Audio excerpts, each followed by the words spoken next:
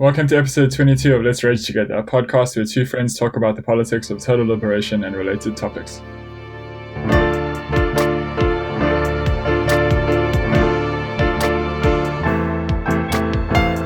We annihilated the world before your very ears. You can't handle the truth.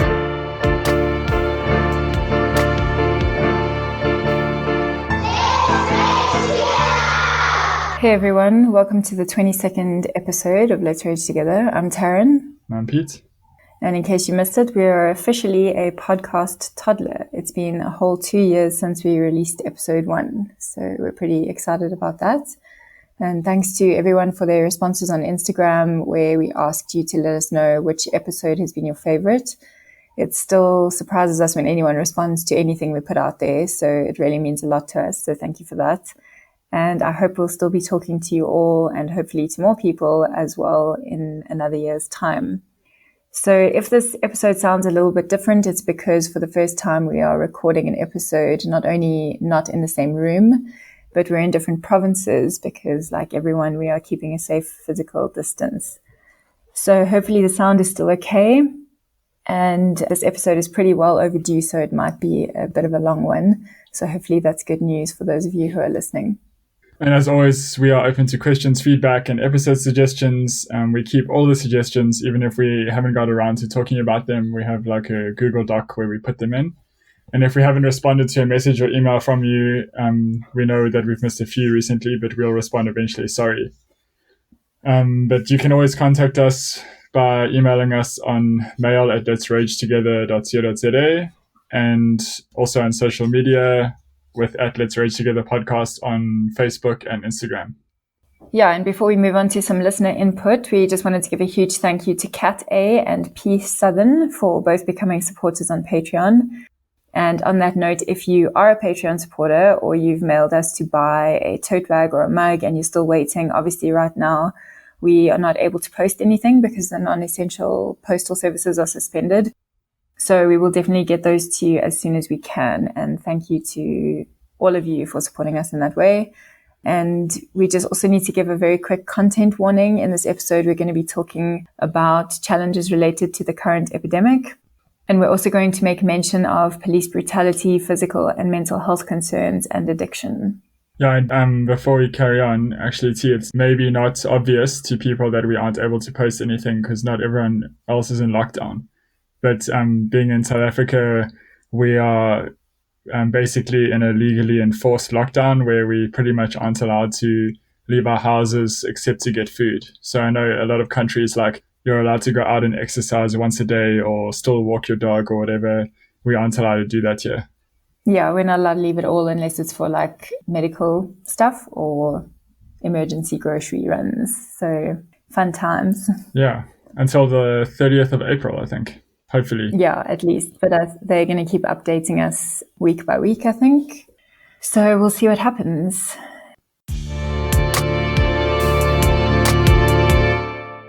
So we'll start off today just with some listener input. We've had a couple of emails and messages over time that we haven't been able to get around to. So we thought we'd start with some of that. Yeah, so the first listener input we will respond to is from Rockvase on Instagram.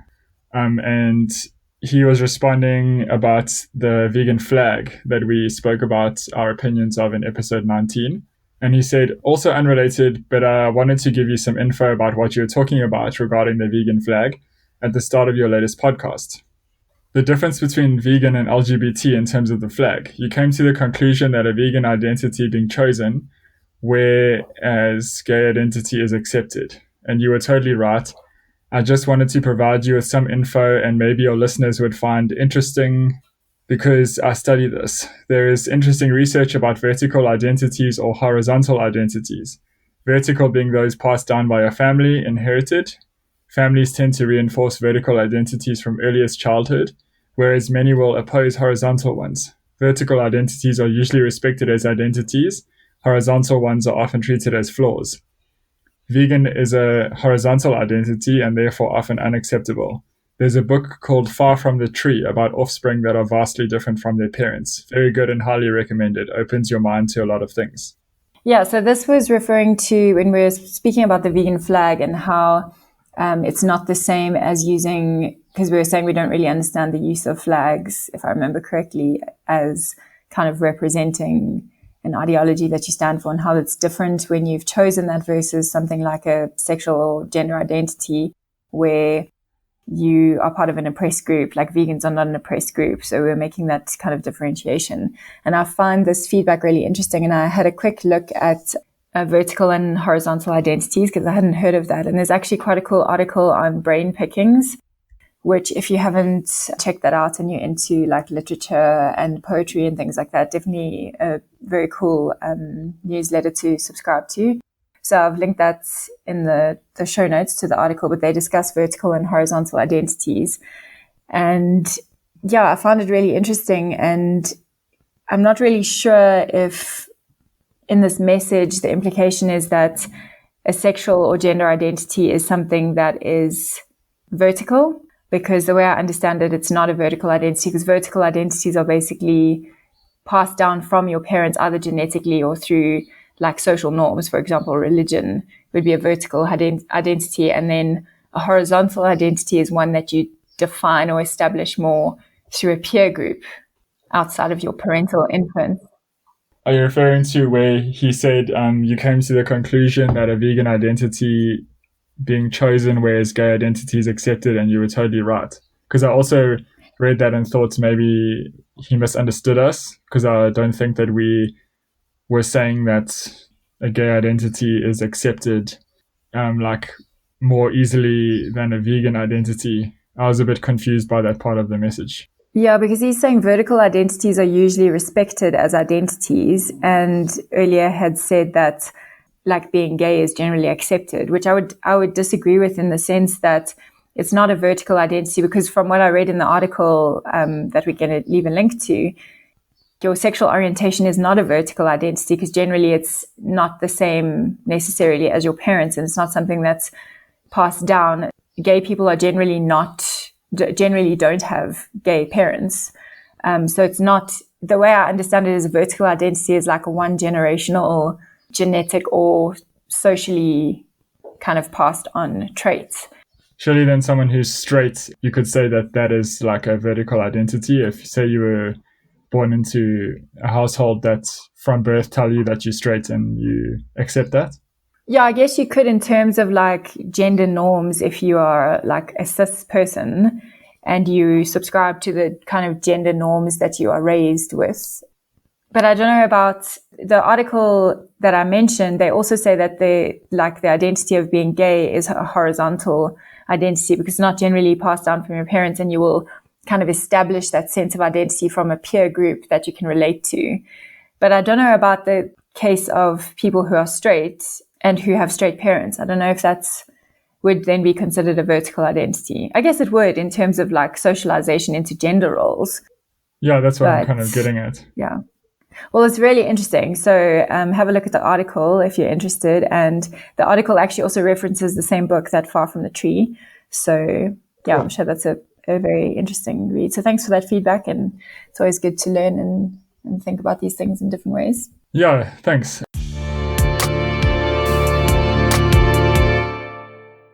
For the next listener feedback, in episode 18, we discussed what we thought was kind of a problematic demo, where some activists basically went into a supermarket in Belgium to protest foie gras. They chained themselves together, and then in the middle they had a woman on her knees, and then there was like a man standing behind her, and then feeding the same kind of tube they used to force feed ducks and geese into her mouth. And she would kind of like writhe around and hold his legs, and it was quite an intense scene. And we saw this as kind of unnecessary and actually problematic in the way it was enacted, not only because it had connotations of like sexual violence, but also the fact that it's only male ducks used for foie gras. So in that way, it's factually inaccurate too.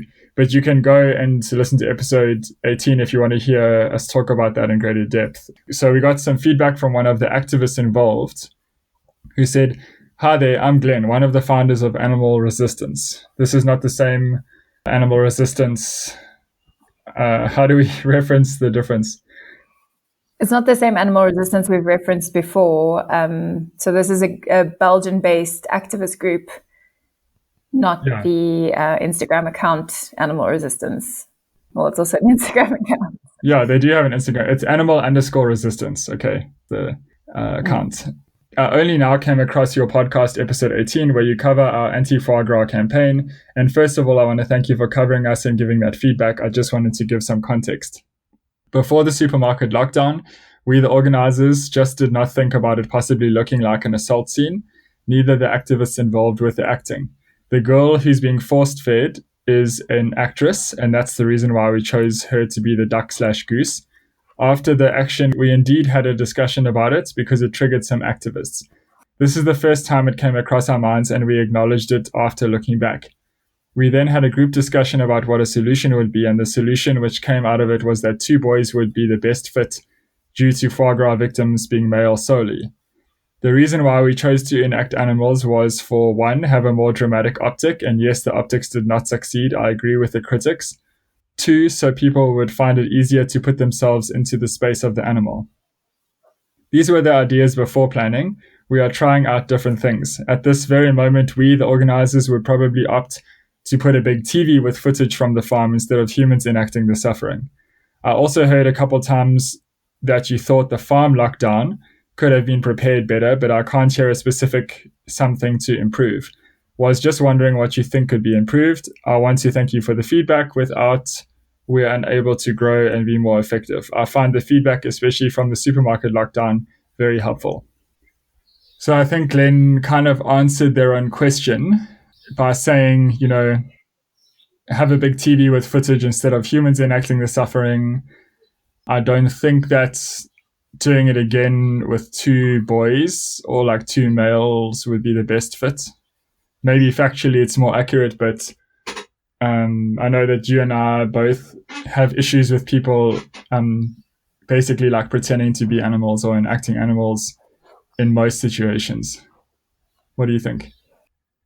Yeah, so I appreciate that Glenn reached out to us and gave us this kind of context to everything. But yeah, I agree with what you said, that, the reasons for choosing to enact animals to have a more dramatic optic for me is really problematic. I don't think that's necessary. I think what's happening is, quote unquote, dramatic enough for us to have to enact it. And I think this tendency for, and we're going to speak about this a little bit later in the episode as well, but this tendency for us to feel that we need to have some kind of human parallel or human reenactment to drive home the message of how severe these things are is in itself a very speciesist tactic to use, because we are saying that we know that you won't care about what we're speaking about unless it's happening to someone like you. And so we're going to use that logic and enact it with human participants and make a big show of it so that you can imagine that it was happening to humans, because that gives it validity. And I think that's feeding into the very speciesist thinking that we are trying to dismantle. Yeah, agreed. So I agree, if you're going to do it again, do it with TVs rather and show the actual footage, because I think it's quite insulting to the non-human animals to kind of buy into that narrative that it has to be happening to humans, or we have to be able to imagine it happening to humans for it to be valid. Yeah, or that it has to be super like shocking. Yeah. Well, it's shocking in itself, but it's like it's using like a problematic shock tactic to get your attention. But it's like the second point that was raised, so that people would find it easier to put themselves in the place of the animal. We shouldn't be making it easier for people to put themselves in the place of the animal by saying, okay, let's enact it with humans because you can empathize with humans. And then if we can get you to empathize with humans, maybe you'll understand what we're saying. Yeah. That's a problem for me, because it's acknowledging, not only acknowledging, but it's reinforcing the idea that you shouldn't care about this thing unless you can relate it to humanity. And this stuff is not happening to humans. So we shouldn't have to pretend that it is to get through to people, because we're just giving them a pat on the back for being speciesist, basically. Yeah. And I think it also undermines people's ability to empathize across species barriers. Yeah, agreed. I've always thought that it's weird that we have to relate it somehow to us to realize that it's wrong. Yeah. in other forms of oppression that happen because we do want to have a total liberation anti-speciesist mindset. So with other forms of oppression that we fight, it would be super weird to try to reenact it. So we should apply the Yeah. same kind of thinking to non-human animals, I think. Yeah, exactly. But it's cool that they were open to feedback and discussion afterwards. I think that shows a lot of the right qualities that we need in activists to be able to kind of reflect back on what you've done and realize, okay, this was a problem. Let's change this. Let's do things differently and be more effective. I think that's great. So in no way are we trying to make it seem like we know everything or that we are kind of bad-mouthing them for doing this. I think the fact that they have shown the willingness to engage and to reflect on these things is great. Yeah, I think it's really, really cool that Glenn reflected critically, because that's exactly what we're trying to do with the podcast, is just try and challenge people to think critically about things. Just a side note, it's been something that's been bothering me a lot lately, is when, not just with myself, with personal experiences, but I've seen it with friends recently too, that they're like accused of being like elitist or insulting or something, when really if people weren't taking it personally or feeling like personally insulted by what they were saying, they would realize that actually we aren't claiming, or they aren't claiming to have answers. They're just asking people to employ critical thinking skills. Yeah, I think it's an important characteristic for any activist to have, to take feedback that is on some level negative, and for someone to say, hey, what you're doing is harmful, and before getting defensive, to just listen and to realize that maybe that's the case, and maybe there's room for improvement. So just briefly, in terms of the farm shutdown, neither of us can really remember the details of that. And obviously we weren't there, so we don't know how everything was planned and how it was executed. But what we had seen from certain posts was that a lot of the animals were injured from kind of panicking because of all these activists kind of storming in there and chaining themselves and disrupting things. And I don't know how the farmer reacted, but I seem to recall there was some kind of like commotion that was stressing the animals out more than anything.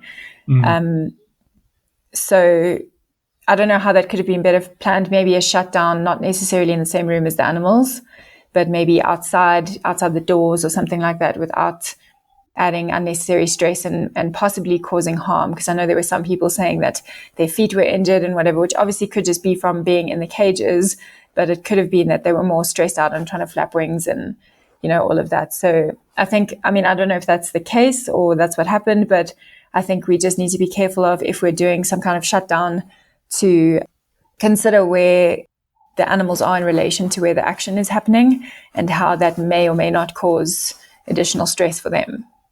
Yeah, agreed. So hopefully that is the feedback that you were looking for, Glenn, and I hope that is helpful.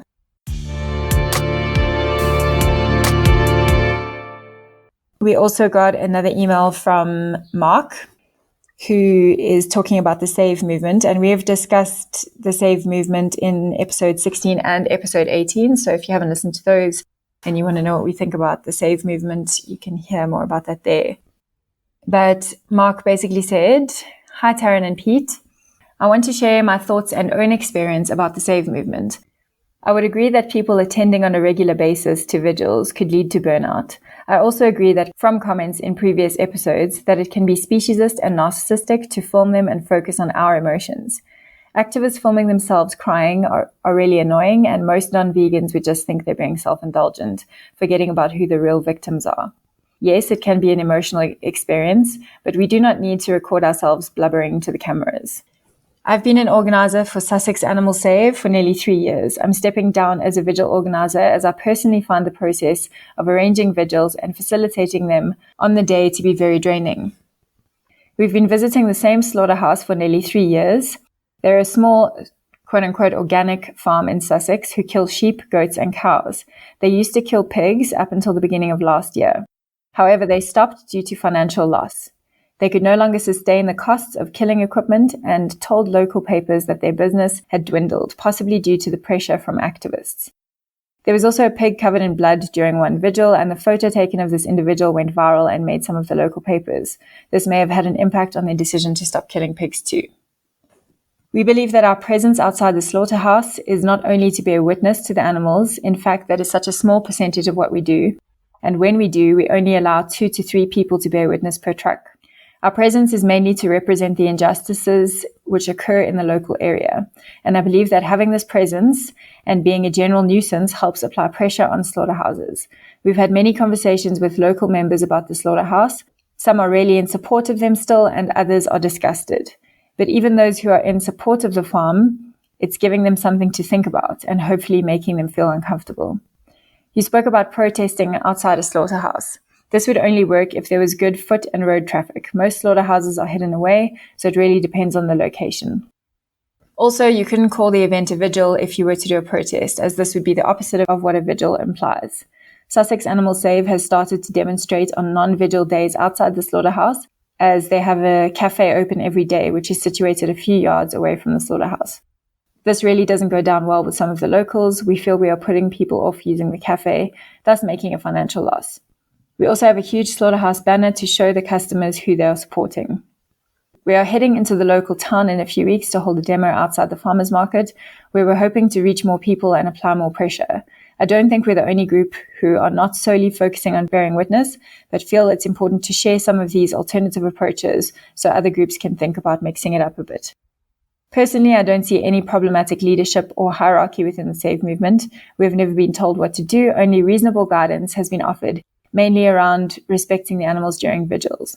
However, I've been to other vigils where there are heaps of activists who smother the trucks with "I'm sorry, I'm trying" messages, and in my opinion is not helpful at all. And this does need to be challenged and looked at by individual organizers.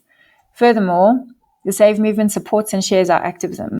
Most of their posts are centered around non-human animals. They funded all of our literature, festival banner, slaughterhouse banner, and 2 sets of really decent high-quality signs, and have also recently awarded us with $1,000 to use for activism after applying for an action grant. Pretty cool. When I've had video calls with various Save movement workers, they've encouraged collectivism and consistent anti-oppression, unlike AV, who only seem to be interested in how many people you've so-called converted and didn't pay a single penny towards any materials, etc. I liked your comments about supporting existing groups and sanctuaries instead of starting your own one. I feel there are too many groups who start up and then disappear after a year or so. Also, if local groups started working together with the same goals, i.e. shutting down a slaughterhouse or speciesist establishment, then maybe we'd see some noticeable change. It feels like with all the vigils and outreach and one-off disruptions, there is no continuation.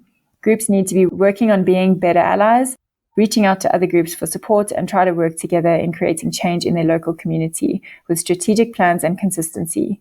We've recently changed our group in Brighton to a collective and discussed working with other local animal rights / anti-oppression groups as part of a bigger vision. Thank you as always for providing this platform for critical thinking and encouraging others to be more self-aware. A lot of us lead busy lives outside of activism and are not always able to really take the time to be self-critical. So thank you again for taking the time to challenge the nuances and make such a big difference to our advocacy. P.S. Sorry for the really long email. Peace and solidarity, Mark. Cool. Thanks for the message, Mark. So what do you think about all of that, Pete? Just from the top of my head, it sounds like really people's experiences with the Save movement are very different in different areas of the world. So he speaks about we only allow 2 to 3 people to bear witness per truck. And from our own experiences of going to a few vigils here and also in Hong Kong, that's not how it works. So I guess it depends on who's running the individual groups. Yeah. I think Mark's insights and reflections are good, and I don't have too much else to say about what he said already. Yeah, I think how they've been doing things is really good. I think it's good that they have the vigils and then also do other protests and things and put a lot of pressure on one place. I think that's really good. I think in response to what we were saying about, or I think what I had said about possibly combining the vigil with a kind of protest, I 100% agree with the point that a protest is kind of pointless at a lot of slaughterhouses where there isn't much traffic going past, foot or otherwise. But I think what I was saying in the previous episode, if I remember correctly, was more to have something else happening as well where you can get media coverage and, make it something that does put a lot of pressure on. Just thinking of how some of the ones in Joburg have happened, where sometimes a truck doesn't even come in the entire morning. So you've just stood there with signs to the few cars driving past in an industrial area. It doesn't really make a difference. The slaughterhouse doesn't care at all because they're just carrying on business as usual. Yeah. It's not even an irritation to them. So my thinking was more to combine the vigil itself and getting footage and doing all of those things that Mark has mentioned, with also maybe doing some kind of protest where you can get actual publicity and get media there when you're focusing on a specific story or a specific part of what the slaughterhouse does or something like that. But yeah, in terms of just a general protest, yeah, I agree that that's pretty pointless in most situations. But I think everything else that's been said here makes total sense. And I think that there is probably a place for vigils, and similar to what we've said previously, I think getting footage and, highlighting cases of welfare infringements, as much as we are not welfareists, it can bring to light a lot of the things that are happening inside the slaughterhouse and perhaps lead to legal implications for the slaughterhouse and things like that. So I think there's value in it. Yeah. I just don't think that doing it super often and traumatizing activists repeatedly is always necessary. Yeah, I mean, I've completely removed myself from it. It's not personally something that I want to be doing with my time or my activism. But obviously that's up to different people, of what they want to do. I just saw it happening in some places as we don't have any really active groups right now. What can we do this weekend? Or what, we might as well go do a vigil. Unless you're going with an intention that there's a point of that. A vigil is heavy, it's not just a thing to go and do so you can feel like you're doing something. I think we should just be, as with everything and all the time, checking our motivations and seeing why we want to do things.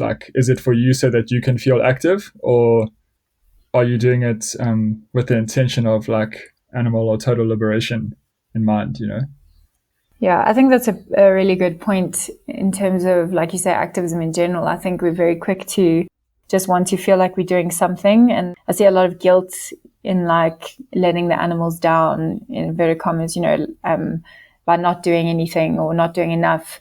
And I think it's quite easy to just jump on whatever's happening to feel like you're doing activism and feel like you're making a difference. But how many activists are really stopping and thinking, okay, there's this event happening, or I'm considering planning this event, but what is the goal? What is the end point that we're trying to reach? How does this specific event tie into that goal? What are we hoping to achieve? What measures are we putting in place to protect our own mental health and things like that? There isn't that kind of reflective engagement with what we're doing to make sure that there is actually a point to what we're doing. But also asking the question, what is my motivation for even wanting to do this or wanting to do something? Yeah. It's exactly. To me, that it is important, the motivation for why you're doing things. Even with the vigils, people feel like they're doing something for animals. And I think a lot of people think that they're going with Mark mentioned the I'm sorry, I'm trying messages and giving the animals love and water and stuff.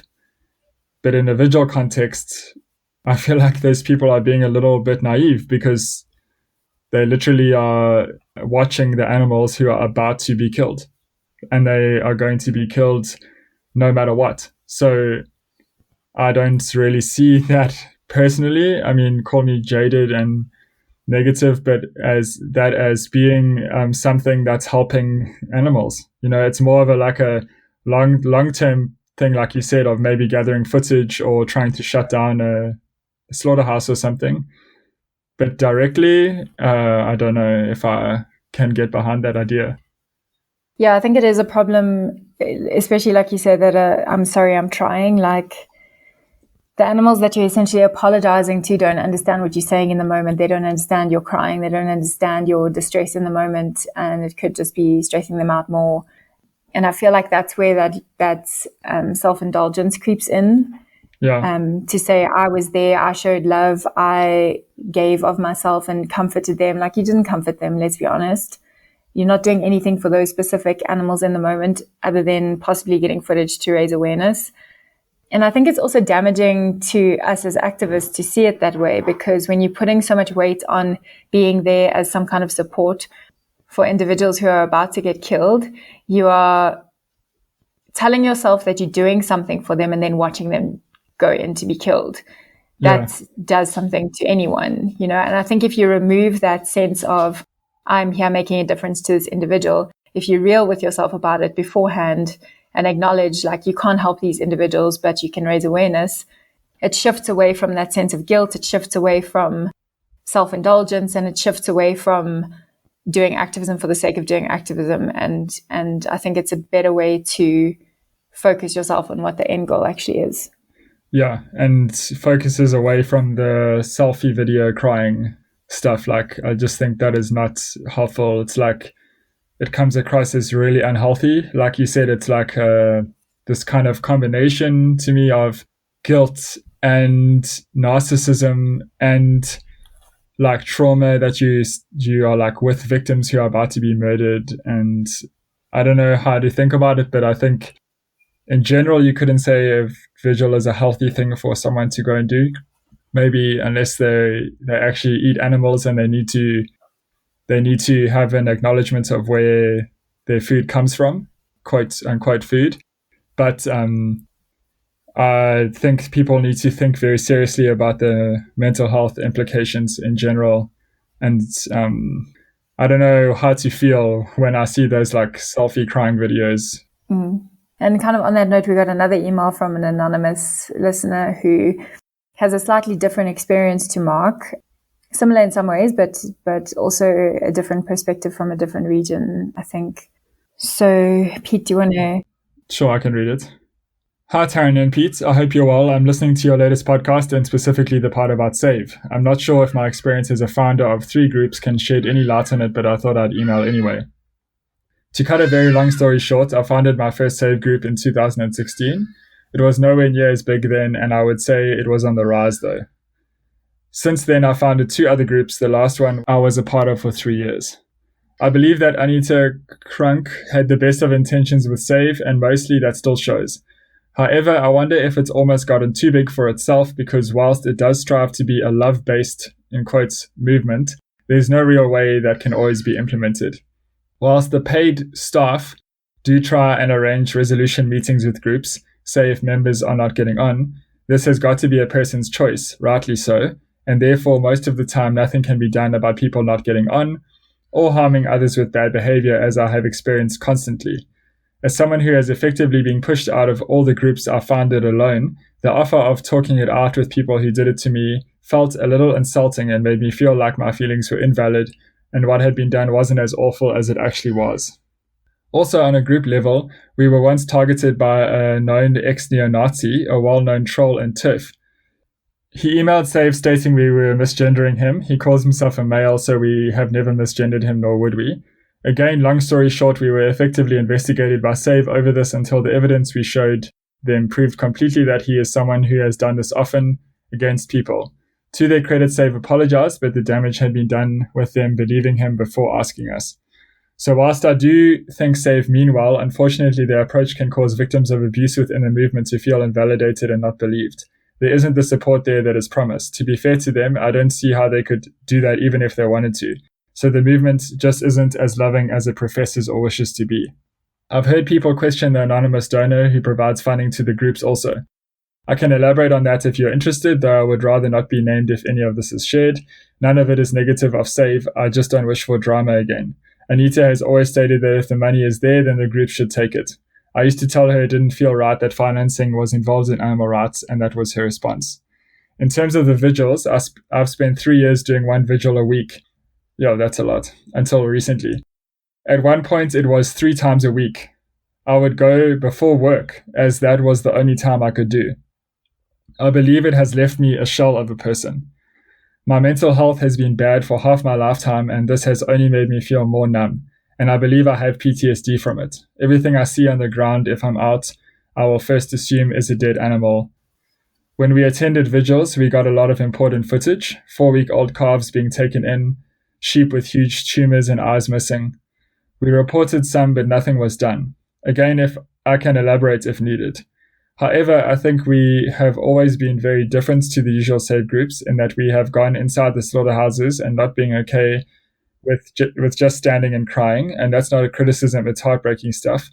So I guess I'm divided because you see animals going in and stand aside as they do. It has to do something to your soul. There's a lot of survivor guilt on my part, if that's the right way to describe it, even though I know we would have saved them if we could. We've done other investigations as a group and again got good footage, often from being undercover and managing to get farmers to show us around their farms, etc. Again, I don't think that's standard for save. And at least save does give you that space to do your own thing, sending love. Yeah, so I think that really drives home what we were saying about the mental health concerns, and this person saying that they have, or they feel like they actually suffer from PTSD because of this. I think that's definitely something not to be overlooked. And this is kind of what we say pretty often about these save vigils, is that it is very traumatic.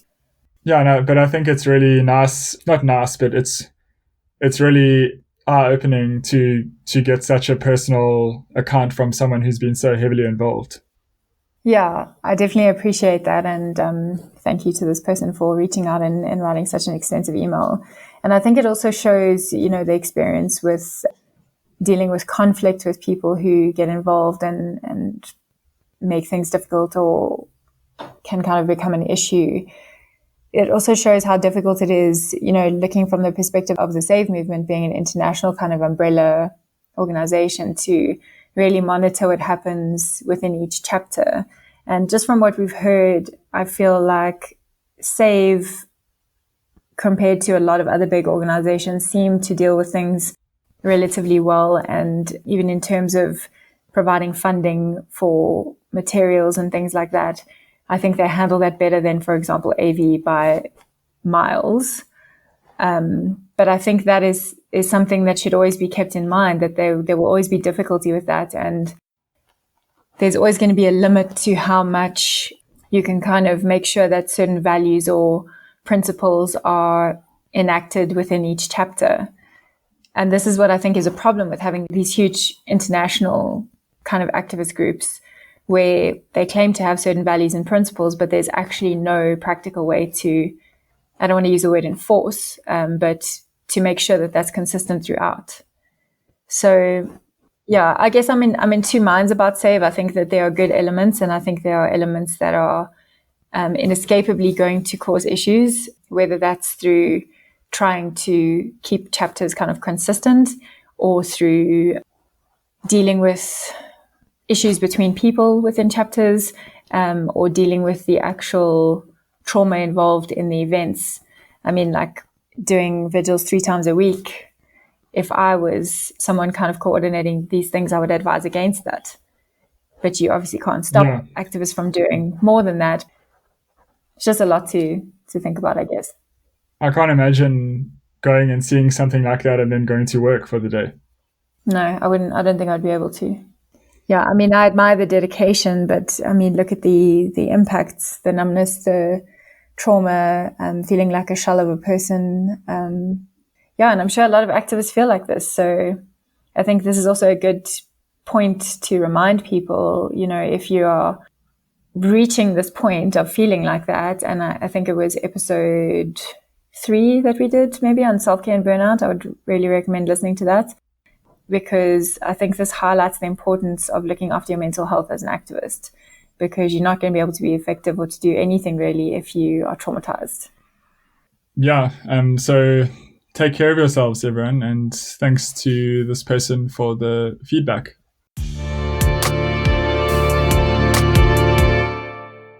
And then the last little bit of kind of listener feedback / question, we've had a couple of people ask us questions relating to sex work.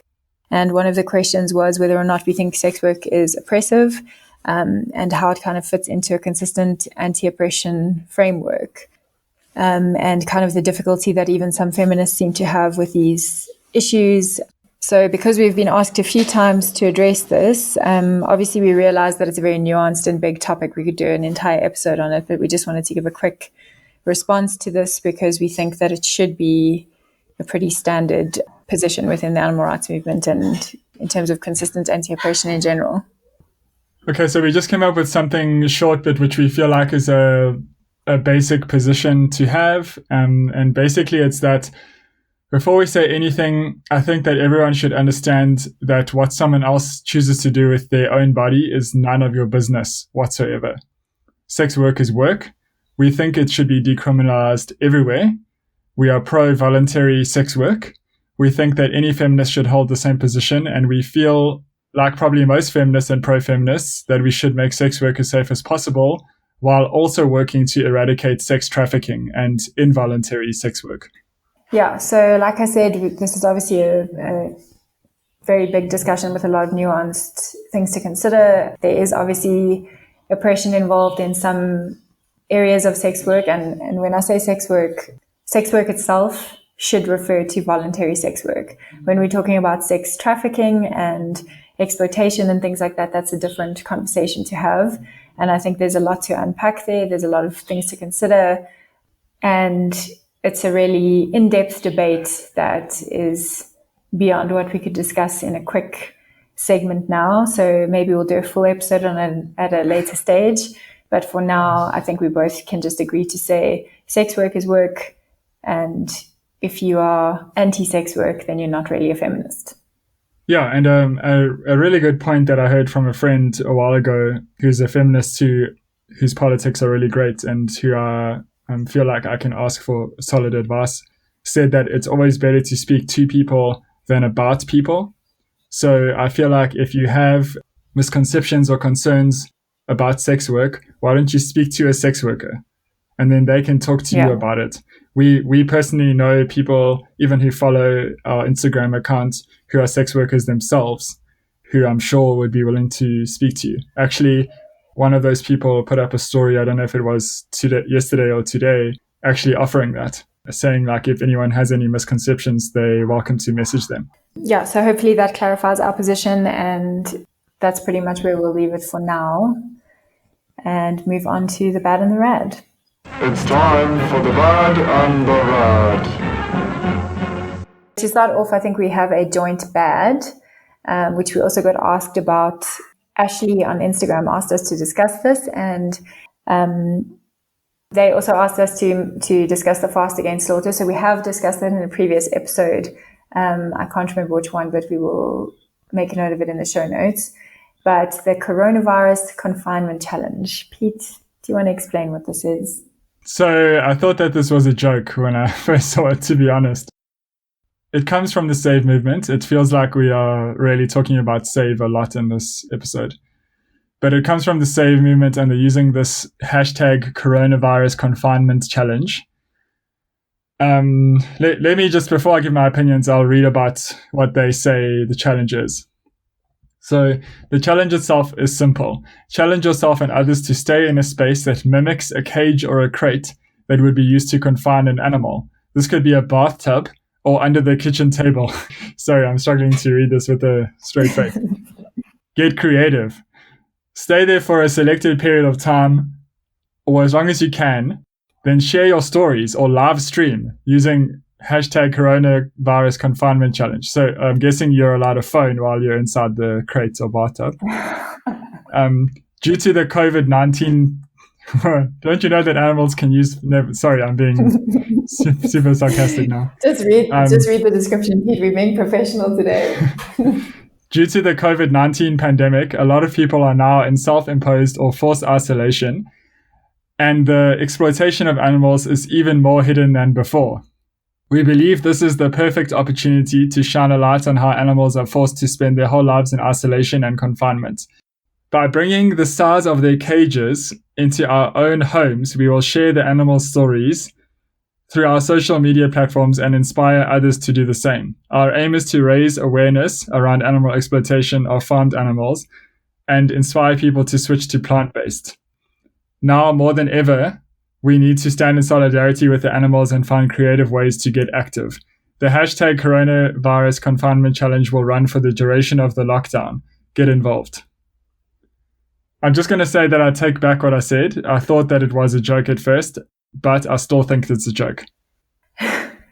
Okay, so I have some feedback on this. I know a lot of people think that when we are critical of different forms of activism, that we are being divisive, and we've been accused of this many times. But I really, really, really hate everything about this challenge. Oh, me too. So-called challenge. This sucks. It's so like silly. I really hate it. And I think we've said this before, and I know that I rant to you a lot about this, Pete, even not on the podcast. But I think that any kind of reenactment of suffering of non-humans is insulting, and it makes a mockery of what they're actually going through. Yeah. We would not ever do anything remotely like this for human issues. We would not reenact any kind of human trauma or human exploitation to raise awareness, because it is insulting and degrading and belittling, and I hate everything about it. I hate everything about it. It's like, it's the same thing, just to mention the fast, that the fact that you could think that whatever you do could make you feel what the animal feels. Like, oh, I didn't eat between 8 a.m. and 5 p.m. I know what an animal feels like. Is so ridiculous and insulting and like condescending and speciesist, actually. I'm just going to say that the bird in the background outside by you is chiming in as well in agreement, I think. Yeah. But really, like, reading this thing, it feels like the stage of the idea process when someone says there's no such thing as a bad idea. But this was one of those first ideas that everyone's too polite to say that's a bad idea, but somehow it got through to the end. So I'm struggling to think, like, imagine from a non-vegan perspective how ridiculous this looks. Like, someone is in a cage or a crate or a bathtub, and then they are somehow documenting themselves as an animal would, with their cell phone in their crate, and then using the hashtag coronavirus confinement challenge to remind people that animals are confined. And it just is so ridiculous. And I also don't understand how it's even more hidden than before. It's like just as hidden as before. And I'm just giving my small takeaways from what they've said. And their aim is also not for people to think about general non-human exploitation or to go vegan. They specifically say that they want to inspire people to switch to plant-based. So, like, I agree with you. I hate everything about this. It makes veganism look silly. It's a waste of time. I think it makes veganism look ridiculous. Anyway, that's my rant. Yeah, I have a few other points as well. So I agree with everything you're saying, and I think that it is silly. And the fact that you say, they want people to go plant-based is also very diet-focused. So it's not any kind of like political recognition of anything other than plant-based food. Also, I think that them saying create a cage, like a proportional model, basically, of a cage in your home, and then you choose the time that you spend doing it and then document that. It's not even remotely comparable, and it's ridiculous. You're in your own home, you're sheltered, you have space, you're not literally like shitting on yourself. Yeah. Or having to be crowded with other people. Or be super confused because you don't actually know what's happening to you. Yeah, exactly. It's like, to compare that to what happens in animal agriculture is not only like a ridiculous comparison, but what also bugs me is that it's distracting from the seriousness of the actual lockdown right now. Like, they're saying, oh, confinement challenge, we're all confined now, we're doing this during lockdown. Like, lockdown itself, aside from like what we're talking about veganism here, the lockdown itself has a huge impact on humans right now. It's having impact on people's well-being, their mental health, their ability to earn an income to feed themselves. It's not a small thing. It's like, it's a big thing that everyone is dealing with worldwide, and it's kind of belittling that and kind of making a game out of it and saying, oh, we're locked in our houses, let's also build a cage within the home that for some people is like a really difficult place to be right now. And you're just detracting from the seriousness of the lockdown, and you are detracting from the seriousness of animal agriculture by simplifying it and saying that, oh, if you choose to sit in a cage for half an hour and then take a selfie to get some likes and shares on social media that somehow you're a hero and somehow you understand what non-human animals go through. It's just ridiculous. I agree. Then just another point that I wanted to make was that just that act of sharing on social media is, again, very human-centric, very much feeding into the culture of self-serving activism, selfie activism. Focus is all on the activists and not the victims of oppression, essentially. And it's shitty and anthropocentric. And my last point, while I'm on a rant, I really, really hate the connotation of the word challenge. And there are so many vegan challenges around. And it really gets to me because it makes it seem like, especially because their focus is just on making people go plant-based, they're making it seem like that's somehow a challenge.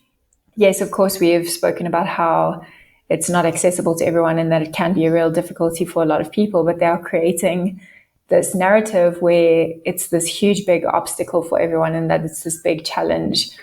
I've spoken before in previous episodes how it makes me feel like almost like making something out to be like a game show, like this fun challenge to engage in. So it's firstly got the connotation of being insurmountable, and it's also got the connotation of being some fun thing that you do just to prove you can do it and then you move on with your life. So no matter how you read it, it's just really not getting through to people that this is a political mindset shift that you need to consider, and considering oppression and exploitation. It's essentially taking away the seriousness of all of it and making a joke out of it. I don't know if I'm explaining myself properly, but yeah. Yeah, you are explaining yourself properly. I totally understand, because it's like someone could say, oh, I'm doing this push-up challenge and I'm also tomorrow I'll do the coronavirus confinement challenge. I found a cage to put myself in. Oh, what should I do the next day?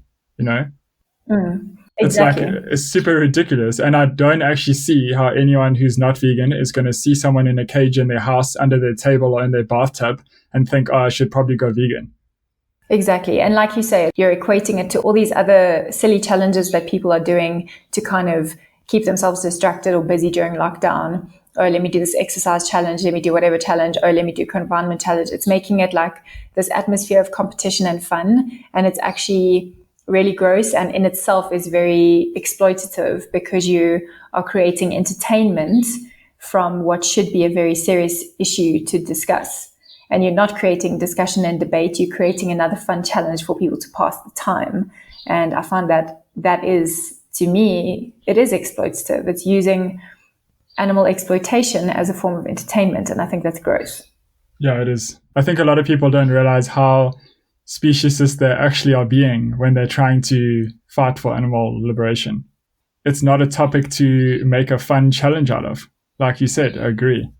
Get creative in the ways that you will maybe do activism after the lockdown ends, or get creative in the forms of activism you can do now, but don't see it as some house and home magazine of 10 creative ideas, to keep yourself entertained. That's a problem, Yeah, exactly. And you also see all these celebrity models and stuff, I'm doing the confinement challenge, and taking all these professional looking photo shoots of themselves, all dramatic in full makeup and whatever, behind these bars. And I'm just what are you doing? Yeah. It feels like people don't think through the message enough, because there was another thing recently that happened here where somehow everyone had a meeting, and the conclusion that they came to of what is lacking from veganism or the animal rights movement is that it isn't fun enough. And then they did this silly action, the silly demo thing. I'm not going to speak about it because I think we already offended enough people. But this feels like a similar kind of thing. There's something really serious that we want to speak about, but we also want it to be fun. And it just gets this weird, muddy message that I think non-vegans probably see, and they're like, wow, vegans are as weird as I always thought. Yeah, I mean, what other social justice movement on the planet would ever make that a priority? Yeah. Folks, we need to make this fun so that people can buy into our cause. Really, are you going to think about how to make an anti-racist movement fun so that people are convinced that it's something they want to be part of? I promise you, not being a racist piece of shit is fun. Yeah. No, it's a serious issue, and it's not about whether or not you're fun or comfortable. It's about being like engaged with issues of justice. Yeah, exactly. Yeah. Anyway.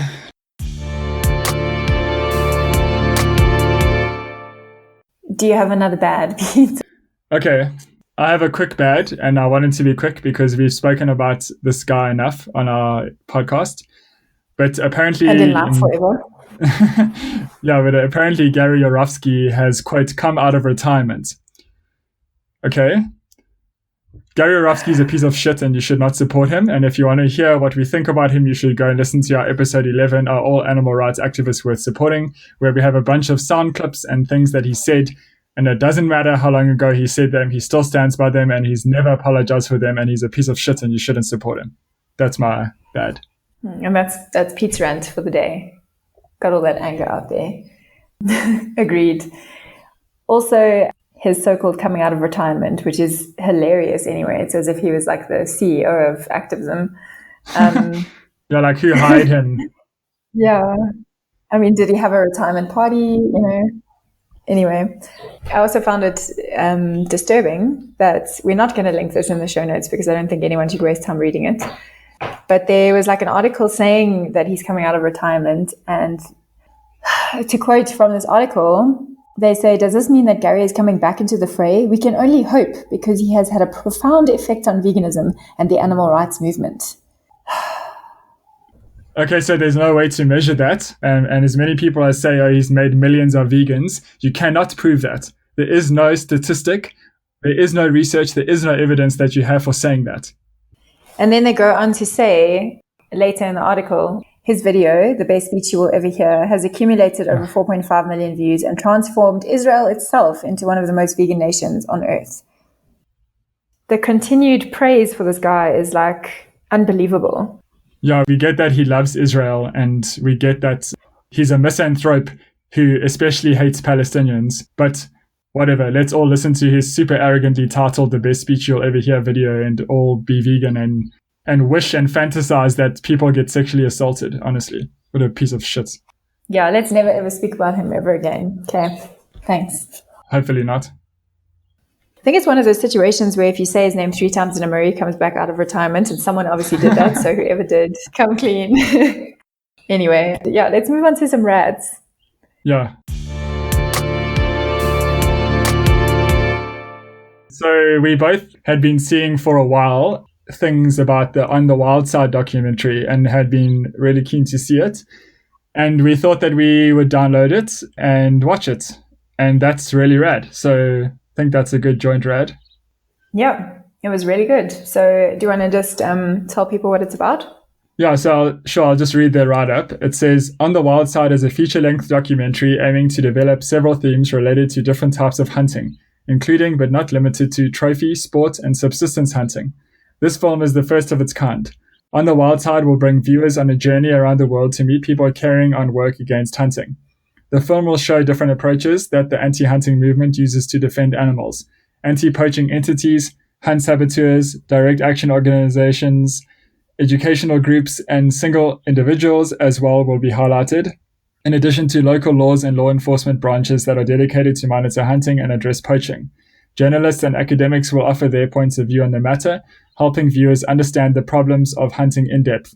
The documentary will investigate and expose the effects that hunting has on local ecosystems, wildlife populations, endangered species, and will explore which are the most victimized, whether those animals assaulted are creatures from land, sea, or air. On the Wild Side, we'll attempt to analyze what drives people to kill for entertainment or hobby. Additionally, we will bring to light the power that hunting lobbies have on lawmakers and the media. We will show how their propaganda helps to create, in the general public, an acceptance of hunting and an unfounded fear of predators. The goal of this documentary is to educate people about the realities of hunting and to act as a catalyst towards the eventual end of hunting. It will also inspire people to take a position against hunting and help the viewers to have the knowledge of what they can do to stand themselves on the wild side. Yeah, so as Pete mentioned, we both decided to download and watch this documentary. And I just want to say that if you are able to, I think it's definitely worth downloading and watching. I know it's not available in a lot of places yet, but thankfully it's available in South Africa. And I think it was a really, really great documentary on a lot of levels. But it is quite difficult to watch. There were some really heavy scenes covering all the different types of hunting. So if you do watch it, just be prepared. I don't think I really thought it through. I didn't really expect to see anything that was going to particularly upset me.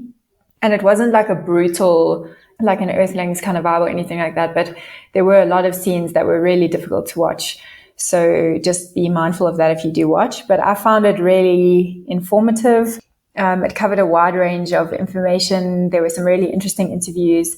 And one thing that I really liked about the documentary was that there was a big emphasis on direct action, which I don't think is very prevalent in a lot of, especially kind of mainstream animal rights type documentaries. There isn't ever really a discussion about direct action. You know, like in Dominion, at the end, there's a kind of ALF type scene, things like that. But it's never really a focus. I really like that because I think that's often lacking, and it's such a crucial part of what we're trying to do.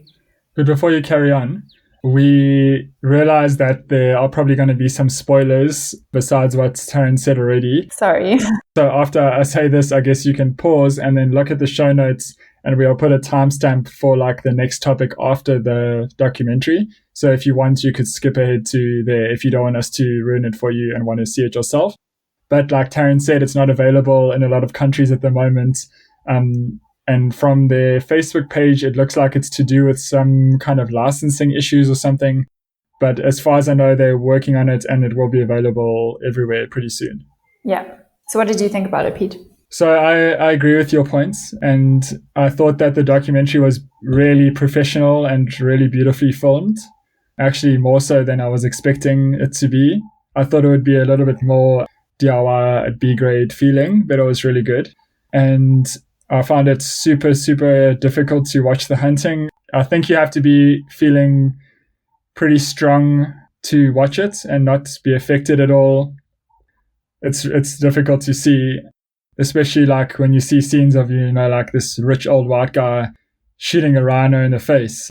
I don't even know how to describe how I was feeling. Like, I felt like I wanted to explode, like at some scenes, you know. I thought the guy who seemed to be in charge of that group, the Black Mambas, he compared at one point Kruger National Park in South Africa to being basically South Africa's Louvre. I guess he was saying how the Louvre is to Paris or to France. I don't know.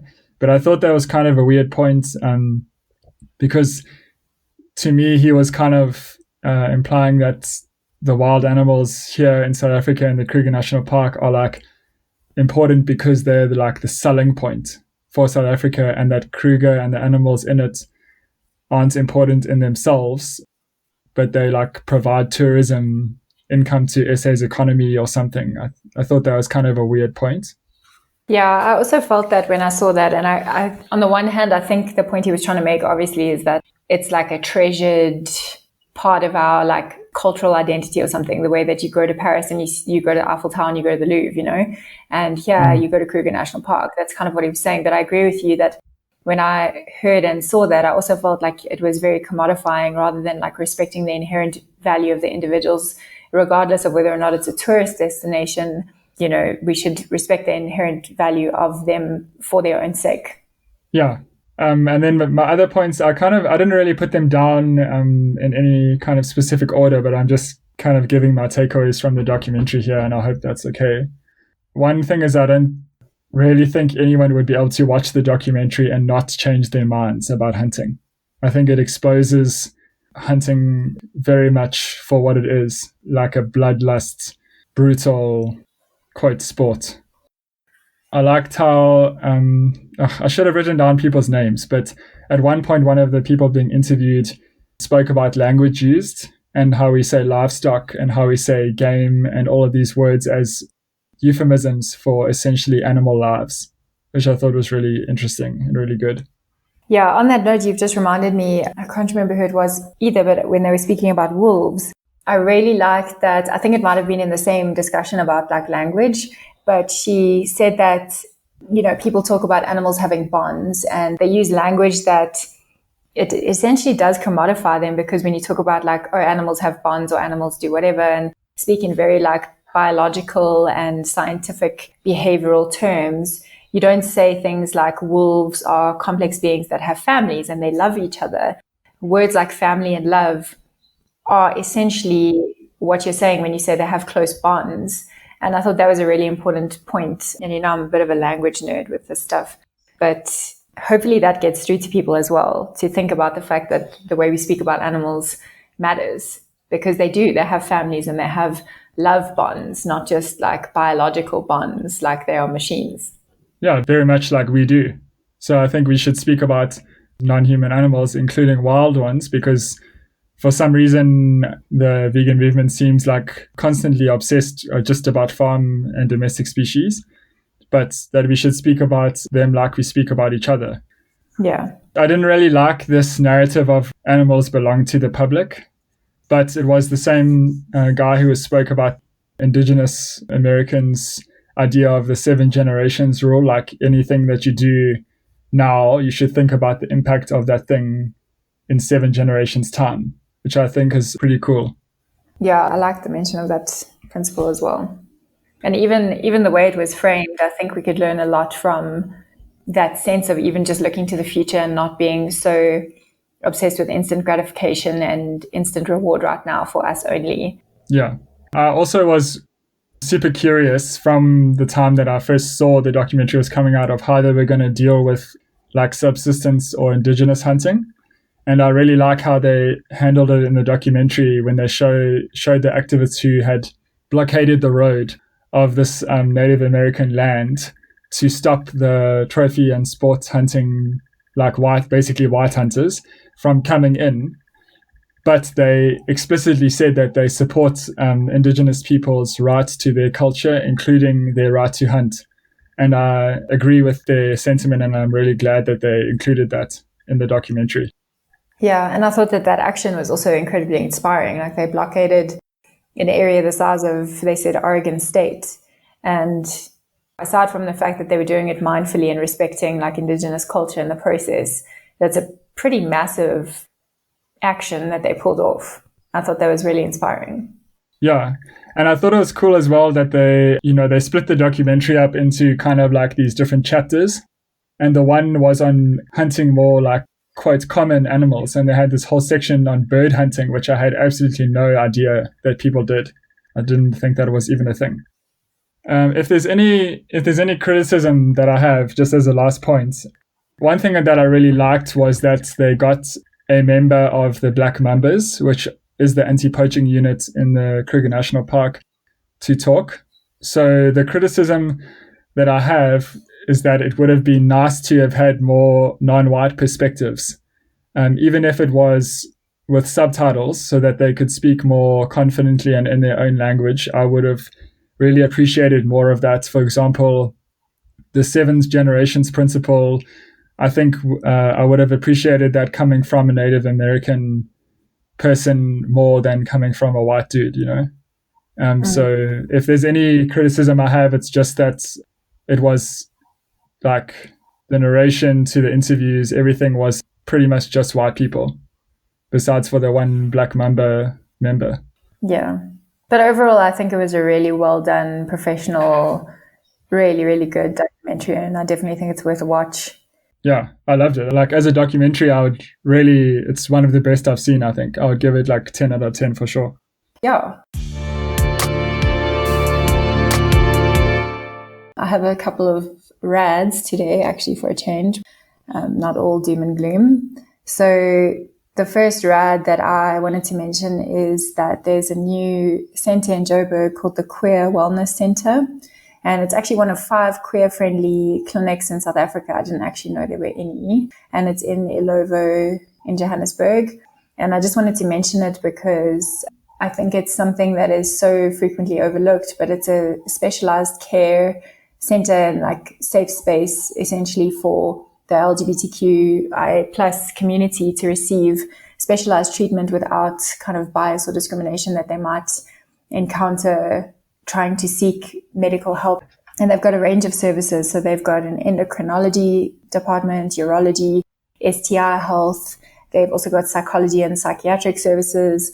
So it's like a really well-rounded clinic and where all the staff have been trained in like sensitivity towards issues related to specifically like sexual and gender identity and related health concerns. So I just thought that was really worth mentioning, and we'll give a link to that in the show notes as well in case anyone is looking for those kinds of services and a place where they can feel comfortable getting those services without being like discriminated against or feeling like they're dealing with medical professionals that are kind of insensitive to a lot of their unique challenges. So yeah, I just thought that was really cool to hear about.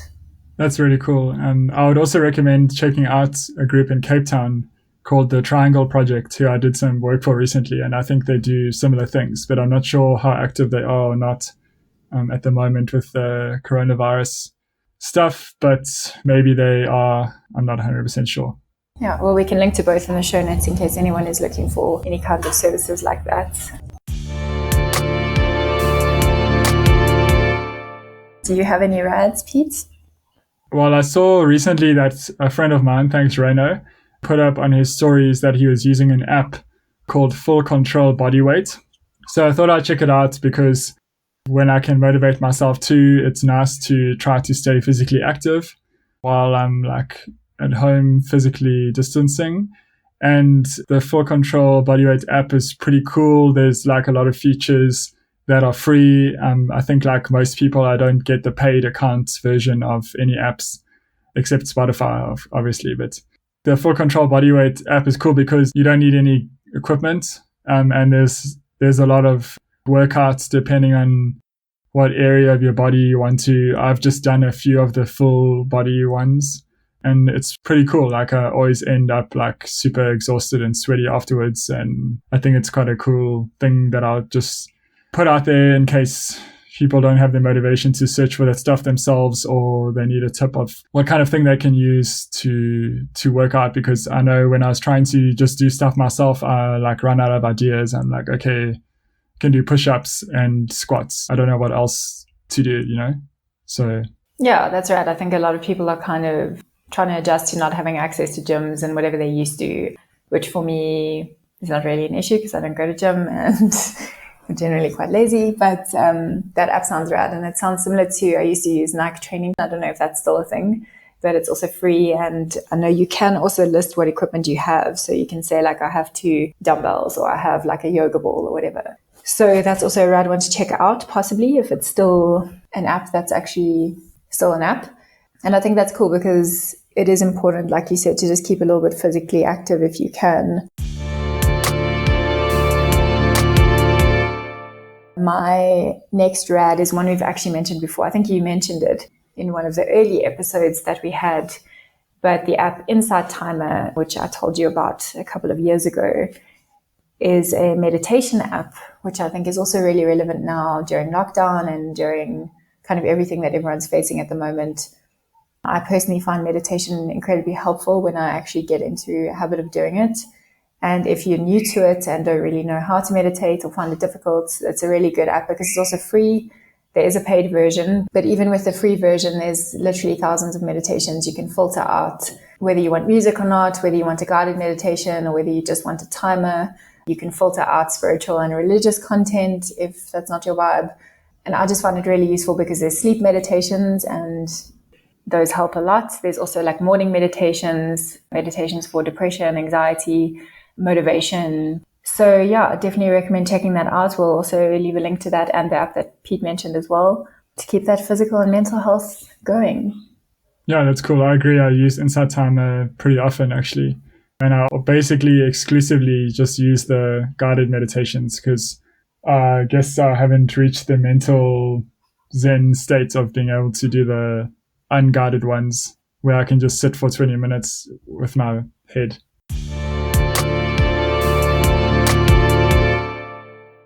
Another rad that we've retracted basically is we were going to give a shout out to a new podcast that started, but we've decided not to, as we've been shown some stuff that doesn't shed a good light on the guy running it. And needless to say that some feminist politics, as usual, are sorely needed, even on the left within the animal rights and vegan community.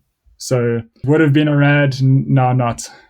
Yeah, I'm just going to say that there are a lot of dudes in the movement who take up a lot of space and who get popular very quickly and who are charismatic and whatever. But I think it's important to also say that those who are using that position to kind of exploit others and cause harm, people will find out, and we see that shit, and we won't stand for that. So if you are one of them, even if the victims themselves have not come forward or the survivors, if we hear about any of that stuff, we will always believe victims. And yeah, I don't even know what else to say about that other than if you're not willing to be accountable and to engage in serious restorative justice practices, then yeah, you can just leave, actually.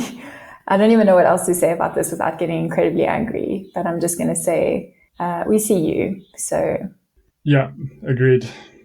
It's very disheartening being a part of the, I guess, like side of veganism or side of animal rights, animal liberation, that you would think understand these kind of things and these kind of politics, but pretty common that that's not the case. Yeah, and on that note, I was just thinking now, I think it's important for people to also be mindful of the fact that I've seen so many people praising, like, look at this cis-het white dude, like, being amazing for the animals. And, you know, so many people get put on a pedestal just because they're so-called amazing vegan activists. And I'm speaking specifically about men here because they are the majority of the perpetrators in the situations that we're talking about. Obviously, it can apply to anyone of any gender. But people get put on pedestals really quickly because they say the right things, they do the right things, they have a lot of followers, and they seem to be these really kind-hearted, caring, amazing people. And you know what? You can advocate for animal rights and still be a piece of shit. So just be careful before you start saying, oh, look how amazing this person is, and they're so great because they're so caring and whatever. And all these, if I see another meme about the most attractive dudes being like caring and compassionate, holding an animal or whatever, honestly, you're simplifying things so much, and misogyny and sexism and all of this stuff can filter in anywhere. And I think it's a mistake of the animal rights movement as a whole to put people on a pedestal just because they seem to give a shit about non-human animals. Like, we still need to call out racism, we still need to call out sexism and all forms of oppression. So if we could just stop like the hero worship and putting people on pedestals just because they seem to, I don't know, be good at taking photos of themselves doing activism for animals, like, they can still be a scumbag, and just be mindful of that. Maybe they're not, but maybe they are. And I'm just kind of tired of people giving free passes to activists because they're good looking, or they say the right things, or they're charismatic, or they seem to be doing certain things for certain organizations. Like, none of that matters. Like, if you are oppressive to other humans, you have no place in this movement. Yeah, agreed. The more and more I hear about problematic activists, the more I think, like, you know, the theory that I mentioned that I have in the last episode or the episode before that, where we spoke about how someone could possibly be like a white supremacist or racist and vegan. And that's where I disagree with people and vegans who say that, you know, well, if we teach people to be compassionate towards animals, then they will be compassionate towards humans. And I disagree with that, because my theory is that, like with white supremacists and Nazis who are vegan, same with sexists and misogynists who are vegan, it's easier to be compassionate towards animals than other humans, because I think that animals don't threaten their place in society, and they don't threaten their privilege. Like, it's very easy to be kind and caring about these animals who don't threaten that, but women maybe threaten them, or, you know, people of color threaten them. And that's why I think it's possible that people can be like so shitty but still be vegan or eat plant-based. Yeah, I totally agree with that. And also, to kind of add to that, not only is it easier because the individuals that they're standing up for don't challenge their kind of hierarchical position, but it also helps them, because to be kind and caring and compassionate towards non-humans helps them to get the support of the people who they are going to oppress. So in a lot of these cases, these fucking dudes who are just like, look at me and my amazing animal rights activism. They are using that to frame themselves as the most amazing, caring, compassionate individuals. And then they are operating in a movement which is made up of majority females. And those are the people that they are exploiting, essentially. And those are the people who are going to give them a whole lot of support for framing themselves as those caring individuals. So they're actually using animal rights and using non-human animals to further their own kind of self-interest. Yes, they're using that. They're virtue signaling and showing how great they are so that they can get the support of the very individuals who they are going to then betray. And I find that absolutely repulsive. And yeah, I can't even really say anything else about that because I actually am just going to get angry. So yeah, I think some feminist politics and education is sorely needed at the moment in the general vegan and animal rights community. I mean, actually in the world in general. But yeah, it's just shitty to see stuff like that happening. But maybe we should move on to the main discussion. So finally, we are reaching the main discussion. I did warn you that this might be a long episode, and it is. So hopefully people are still listening. But in this episode, we thought we needed to have a bit of a follow-up from the last episode. So in the previous episode, we made brief mention of the new coronavirus, SARS-CoV-2. But obviously then things were still very uncertain and very new, and they still are, but things have since drastically changed globally. As we mentioned previously, we are recording far apart from each other and are in lockdown. But our main point of discussion in the last episode centered around the ways in which vegans specifically react to crisis situations like the one we're in now, and how they can sometimes have a tendency to use almost any situation as an opportunity to promote veganism. And we want to kind of continue that discussion a little bit with the focus on the current pandemic, and also look at the impacts of everything that's happening in terms of activism and total liberation. So we're going to chat a little bit about mental health and self-care in the current context as well, while we continue the discussion about the way that we frame things and the way that we speak about the situation as specifically animal rights activists and in general. Yeah, so the first thing that I wanted to mention, just to get the ranty negative stuff out the way, although I guess we're still going to bring up some other points, is the conspiracies. Please just fucking stop with the conspiracies. I cannot believe that the World Health Organization had to make an infographic about how 5G doesn't spread the virus. I don't even understand how, people really need to learn about zoonotic viruses and educate themselves about how these natural phenomena actually work. Granted, I mean, that is a little bit privileged to say not everyone has access to that information, but I mean, yeah. Also just have a bit of critical thought, even if you don't have all the information and education available. But most people have access to internet. Sure, yeah. You can learn about zoonotic viruses on Wikipedia. Can I just say that when I first saw a post about 5G, I literally had to Google because I was like, what is this 5G? Is it some kind of intermediate vector or something? Is it some biological term I'm not familiar with that is contributing to the spread of the virus? Because I could not believe that people were actually talking about 5G as in cell phone towers. I was like, this has to be something else. Yeah, I don't know if this stuff just comes out of fear.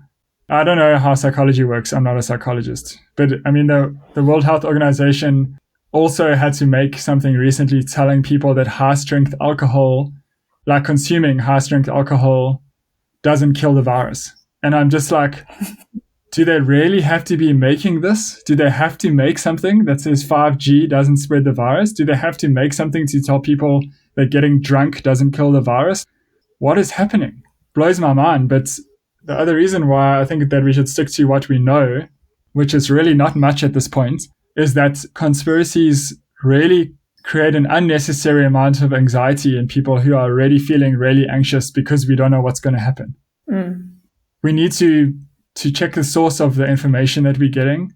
People can say, we think it came from a pangolin. They don't know. They think it most likely came from a bat. We don't know.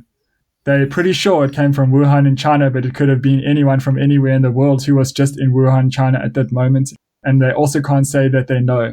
So we have to stick to what we know about where it came from, listen to experts about prevention, washing your hands and social distancing and wearing a mask and trying to flatten the curve and stuff. And as far as the cure goes, ignore Trump's ignorant tweets and just realize that we are waiting for a vaccine. Like every other virus, that could have wiped us out, polio or smallpox or measles or whatever, like the vaccine and people getting it is how it's gone away.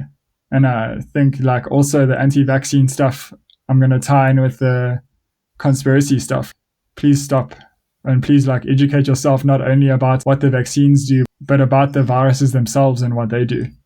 Yeah, and I think, I understand that people are just grasping at information that they can find because they're looking for some kind of sense of security in information. But I think we have to just be responsible in using that information and being critical about it because, like you say, if you get on this anti-vax train, you could be spreading potentially deadly information.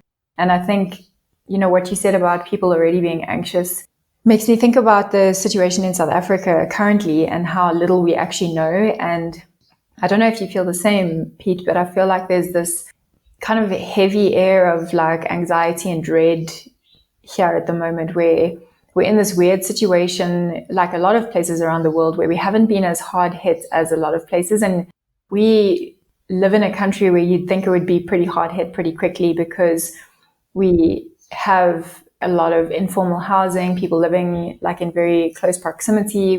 So you kind of expect it to erupt really quickly, and it hasn't. But like you said, we're all already anxious and we don't know so much. There's some information going around that says, there could be, and obviously it's also not proven or anything like that, but because we all, as a standard, receive a TB vaccination when we're young, in South Africa, that could possibly be showing to have some kind of, not preventative, but protective elements, and that again is not certain, but, there's things like that. That's a possibility. Maybe that's why it hasn't exploded here. It could also be that there isn't as much testing being done, although there are mobile clinics going around doing testing and stuff like that. So that's great. But it could also be that, we have a lot of young people around that maybe are not showing as many symptoms. But then I also worry, we have high rates of HIV and TB. So we have very big groups of people who are immunocompromised. So on the one hand, there's this eerie, anxious anticipation of why has it not erupted here the way that it has in some places? Is it still coming? And then you think of all these factors like the informal housing, sharing of taps, poor hygiene standards, lots of factors at play that could cause things to get really bad really quickly if and when they do. So I think what you're saying is so important, being critical of what information you share and what information you take on, because especially in our situation here in South Africa, there's so much kind of hanging in the air that we don't know, and it could go either way. And I think that in itself, that unknown, creates so much anxiety that we really shouldn't be adding to that. We should just be trying to kind of make sense of it in the most logical and critical way that we can, because we just don't know what's going to happen. And that's pretty terrifying in itself. Yeah, I thought I'd share something that our friend Aragon Elof, who we interviewed about anarchism in episode 10, put up recently on his Facebook status. He wrote, "Something I find quite interesting about conspiracy theorists is that on some very loose intuitive level, they're often correct about what's going on in the world. It's just that they lack the ability to articulate it coherently to themselves and others due to a lack of basic political or technological understanding. So they sublimate their fears and feelings of having no power over things into bizarrely implausible narratives. Concerned that Bill Gates wants to plant microchips in your vaccine so he can control you via 5G? What you're actually worried about is surveillance capitalism. Shoshana Zuboff has written a nice book about it. Scared that COVID-19 is part of some nefarious plot by global leaders acting in unison to push agendas that diminish our freedoms? Have a look at what Naomi Klein calls disaster capitalism. Think a small cabal of evil people secretly controls everything that happens in the world. Just wait until you hear about all the other ways capitalism, the state, and other relations of hierarchy and domination work against collective and individual thinking. Seriously though, the world is full of complexity and uncertainty, and very little is, or even could be, orchestrated in the ways conspiracy theorists think is the case. Uncertainty is difficult to deal with existentially, especially in a fast-moving world, and simple explanations can be appealing, especially when they make us feel like everything that is out of our control is being looked after for us, or give us that sense of personal power that comes with being able to meaningfully describe reality. However, if we don't work hard to make ourselves okay with uncertainty, we're susceptible not only to conspiracy theories, but also to anyone. Fascists, capitalists, sociopaths, New Age gurus, who offer an easy, comforting explanation for the world. Part of becoming okay with uncertainty is to simply empower yourself more. The more you learn about science, technology, politics, and so forth, and how they actually work, and the more you hone your critical thinking skills, the more of a sense of agency you'll have. More importantly, though, being grounded in healthy communities of friends, lovers, families, and peers will give you a far deeper sense of security than the false sense of empowerment afforded by some charismatic charlatan's cheap psychological salve. These healthy communities, in turn, often require difficult interpersonal and political work, and here again, the safer you are in uncertainty, the more you can get done. I thought that was brilliantly written. Yeah, I think that's really well put. And I think that he speaks a lot as well to, going back all the way to episode 1, we spoke about imposter syndrome, and we also spoke about the Dunning-Kruger effect. I've seen a lot of that. And I think with a lot of conspiracy theories going around, that is essentially what's at play, is that with the Dunning-Kruger effect, the less you know, the less you realize you don't know, or the more you know, the more you realize you don't know. And I think a lot of people latch onto little bits of information and they run with it with the most kind of logical explanation that they can fathom with the information that they have. And those explanations become so nonsensical because there's such big gaps in their knowledge, and not because the knowledge doesn't exist, it just doesn't exist for them. And that is essentially just the Dunning-Kruger effect, is, people sharing information because they don't realize how misinformed or uninformed they are. So I think we should just kind of err on the side of caution and realize that we probably don't know nearly as much as we could know or should know. And we should share information with that kind of caution in mind, that we are all pretty uninformed right now. None of us know very much about the world as is. I mean, there's only a certain amount of information that one person can absorb. So I think a little bit of humility in claiming to know anything would go a long way. And I think that the point that Argon made, specifically about finding security in like friends and family right now, is incredibly important, because what we need is community and support more than we need to try and know anything, because there's so many things that we can't know right now that are kind of up in the air and we can only see how they play out. So the best sense of security we can possibly hope to have is to just have support from, loved ones and friends who can be there for us no matter what happens, Yeah, so I'm glad he also mentioned Naomi Klein's, the book that it's based on is her book, The Shock Doctrine, The Rise of Disaster Capitalism, which I've read as well and can really recommend. And we've put a link in the show notes to a very recent video by her talking about disaster capitalism and how it's being used at the moment with the COVID-19 crisis. And the other thing I would want to recommend is not only that book and that video, but the book Spillover by David Quammen, which I borrowed from my friend Wes, thanks Wes, which is all about zoonotic viruses and how they spread and how they've there are many, many cases of them over time and how they've been controlled, and vaccines and everything. And, it's a book written by an expert speaking to and about other experts. It's scientifically backed and based, and I think it's a trustworthy source of information. One thing that I wanted to mention here, related to when you were saying, inform yourself and educate yourself, I think that this should also be a reminder to us about how capitalism and the way things are set up has failed everyone. Because if you just look at access to information, like we talk about listening to scientists and doctors and things like that, but how many people actually have access to journal articles? A lot of them have paywalls. A lot of information and resources come from, like university access and things like that. And that is a problem. And that's where you can't really blame a lot of the people who get involved in these like conspiracy theories and stuff like that, because the only access, yes, we all have access to the internet and there's a lot of information there, but there's also a lot of bullshit. There's a lot of information that looks legit, but is just not. And the real credible sources a lot of the time are paywalled, and that's not okay. I think that any kind of education and information, we've discussed this on the podcast before, it should be free and accessible to everyone. And I think that the fact that only a select few people have access to certain information is a problem. And that's where you start getting all this like fake news spreading and conspiracy theories and stuff like that. And it's not always the fault of the person. It's just because the information is so elitist, essentially. And I think that that's a problem. And also the way information is presented, like in Aragon Status, he mentions charlatans, and there are people who, I don't know if they have some kind of agenda or something, but who package things really nicely. Like I was sent a pro-anti-vaccine thing the other day that was like a PDF that looked like an academic journal, but it wasn't.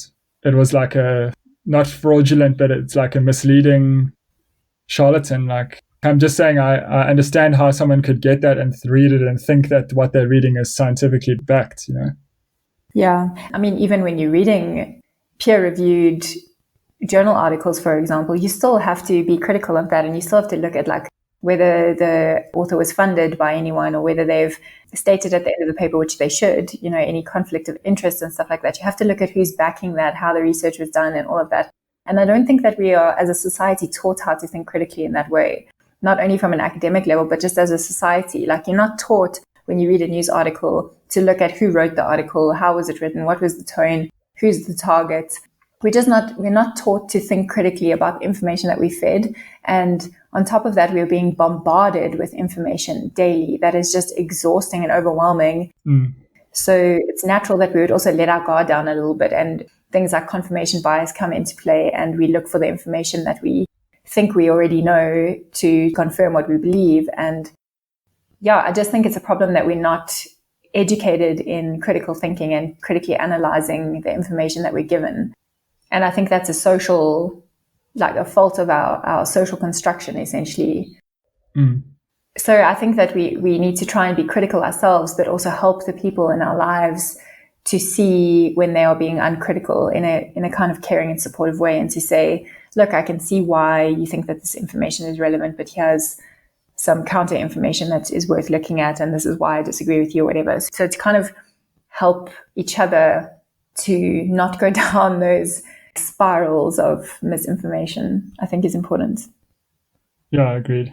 But moving on to kind of tying all of this kind of information sharing and discussion about what's going on to activism, we have seen vegans, again, using the current pandemic to speak about veganism. Yeah, as they did with the fires in Australia, right? Yeah, and as they did when everyone first kind of found out about the novel coronavirus, they already started, and it's continuing. So we thought we'd just mention a couple of examples and why we think that we need to be very careful about these kinds of messaging. So the first one is from one of our favorite activists, George Martin. Another name that I hope we never have to mention ever again. Yeah, so he put up this really ridiculous post that says, "We could greatly reduce HIV rates in Africa if we promote condom use, and now is not the time to promote condom use. People are dying of HIV, for heaven's sake. Stop pushing your pro-condom agenda when people are dying." And then in brackets, "This is how you sound when you tell vegans not to use the current crisis to promote veganism, even though animal slavery is the root cause of the coronavirus pandemic." Okay, so George Martin has created a meme of this analogy of his. Brilliant. Master thinker. Solid. He's such a great activist. That was sarcasm, in case anyone's not sure. My first problem with this is that he has compared condom use for HIV prevention to telling people to go vegan in response to the COVID-19 crisis. This is a terrible analogy, in my opinion, for multiple reasons. Firstly, veganism, or going plant-based, or whatever you want to call it, is not a direct prevention method in the immediate moment right now when we're talking about the COVID-19 crisis. when you're talking about HIV prevention, using condoms is a direct preventative measure in the moment. It could be compared to washing your hands or using an N95 mask to not get exposed to the SARS-CoV-2 virus. So those would be a fair analogy. Use a condom to prevent HIV infection, or wear an N95 mask if you are in the vicinity of someone with a virus. It's a barrier to contracting the virus. But what he's doing is he's comparing it to veganism. And he's saying that it's because the cause of the virus is animal agriculture, or as he calls it, animal slavery, which is a whole problem on its own. And it's nonsensical because the HIV virus also came from bushmeat, essentially.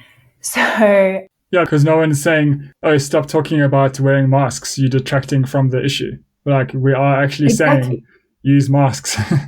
Wash your hands. Yes, those things make sense, just like it makes sense to say, use a condom. Yeah. Also, I just wanted to point out that it's also not just Africa that deals with HIV. So that's kind of, I want to say racist. He's targeting Africa as being like the only place with a concern for HIV infection. There's HIV all over the world, George. So just consider that and the wording that he chose. And also generally people die of AIDS, which is the syndrome that comes from being infected with HIV, not just from HIV infection. So I just feel like on so many levels, he has just exposed his own ignorance and yeah. Yeah, well done. Yeah, and I just think that he's saying that we should be able to use this to promote veganism when he's missing the point. He's saying that this is a good time to talk about it because animal agriculture caused this virus. Going vegan now is not going to do anything about that. It's not going to stop the spread. Yeah. So what are you doing? We aren't saying, before people get confused, that you shouldn't speak about veganism. If you're going to speak about the source of it, that's very different to this really ignorant analogy that George has come up with.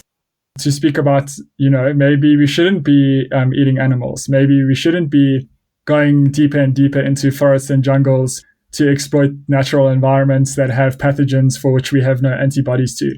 That kind of stuff and those kind of conversations are important and should be spoken about, but not in this way.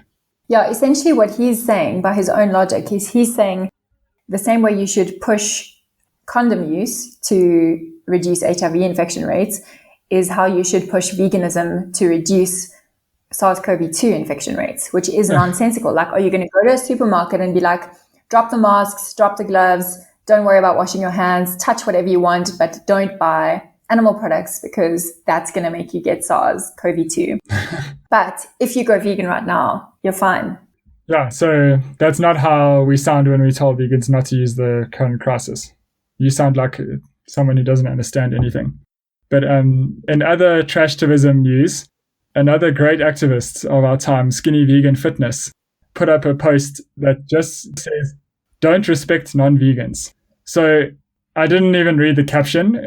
I think you read the caption, but basically he put up a picture and it says, don't respect non-vegans on it. Firstly, I just want to point out what the heck is up with your handle, Skinny Vegan Fitness. I didn't know where to even start with that, and how fat-shamey that sounds, and how health-focused that sounds, and whatever. But essentially, like, how that comes across to me is super ignorant and super elitist of him, and how he's telling vegans they should be. I'm just thinking about on the Wild Side documentary, the vegan activists who are blocking the road of the indigenous Native American land from white hunters coming onto their land.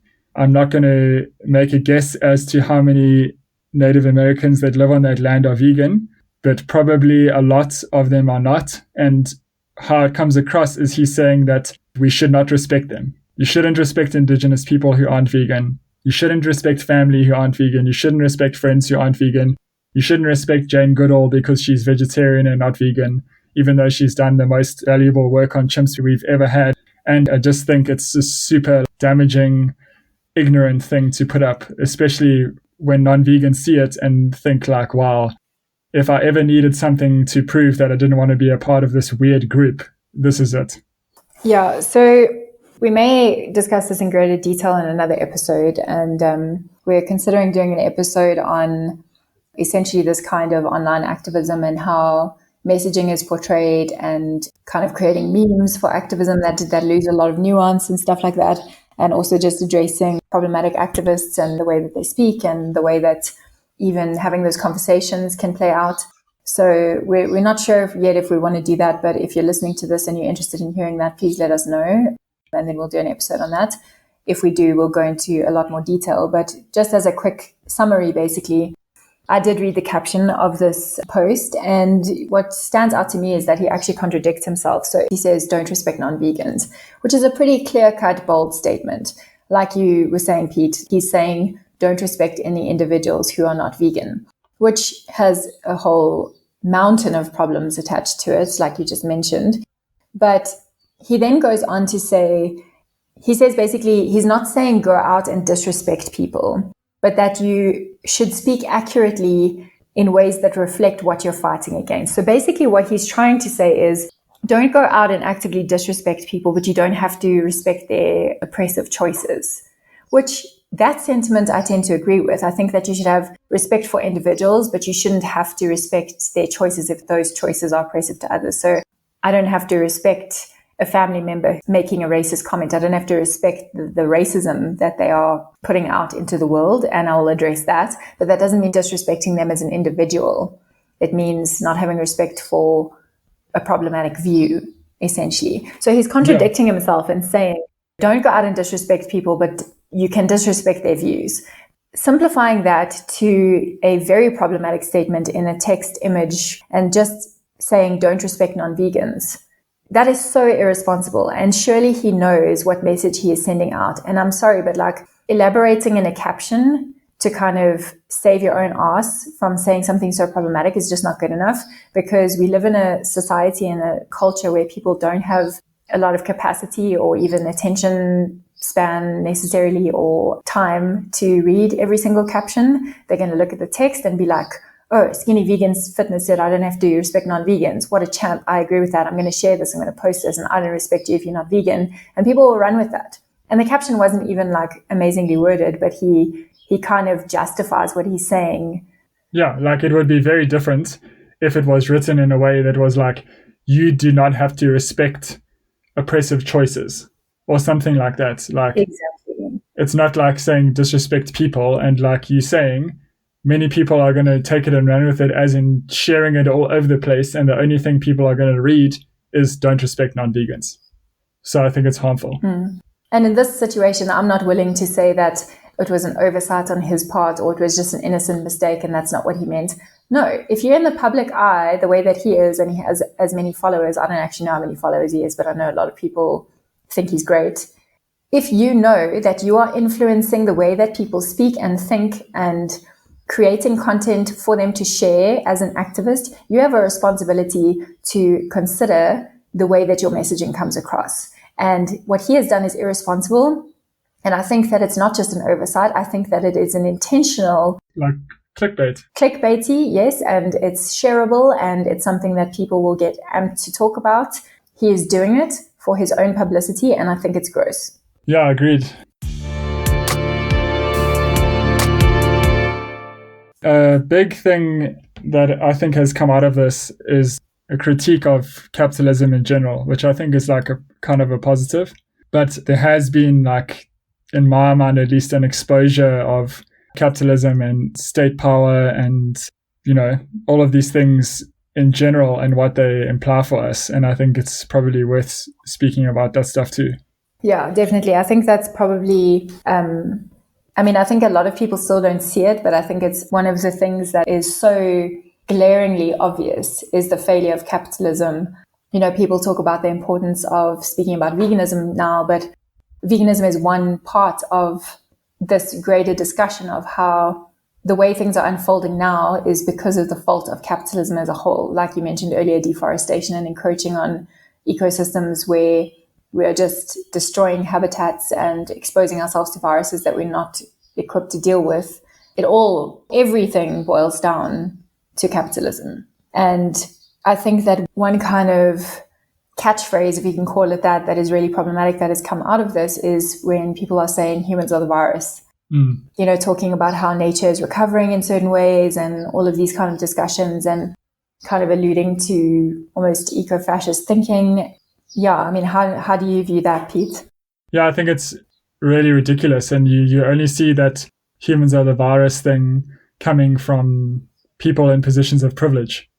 Because the humans are the virus implication is basically lumping all humans together when that just isn't the case. Not all humans are equally to blame. Like we've mentioned in a previous episode, and National Geographic mentions it too, that like indigenous people, for example, make up less than 5% of humanity, but actually protect over 80% of the world's biodiversity. So how would you say that they are the virus in the same way that you'd say someone like Trump or one of the airline companies trying to exploit people are the same? You know, I think that it's just saying humans are the virus does tie into ecofascism, and it does like belittle a lot of the individual experience. And I see what you're saying, and I think that, just to play kind of devil's advocate almost, I think that I can understand where the sentiment comes from, and even people who are not thinking in terms of being eco-fascist or specifically trying to be insensitive or harmful. I think what they are trying to say, a lot of them, and I'm not saying everyone, but a lot of people who are spreading the sentiment, what they are trying to say actually is that the way that humanity in kind of modern and specifically Western society is set up is harming the planet and the environment and all of us. And what they're actually critiquing is capitalism. And it is the way that we have set up our societies in a harmful way. And they're equating that to humanity and humans as a whole. And like you say, it's inaccurate because it's not all of humans that are doing that. And in fact, it's that small, like the wealthy 1%, because they are driving these industries and they're driving the systems that are keeping everyone oppressed and keeping everyone struggling and just feeding into these like capitalist ways of living, which are essentially wrecking the environment. And a lot of us are just cogs in a machine and haven't even had the time to catch a breather and think about how this is playing out. And so while I agree with what you're saying, I think a lot of people who are saying these things don't have bad intentions.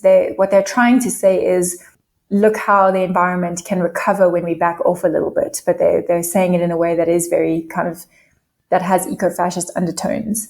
And I think that what they don't realize that they're doing as well is that when you say humans are the virus, you are belittling the very real suffering that is going on because of this pandemic. And that I'm not just talking about the people who are actually getting sick and dying, which is being belittled.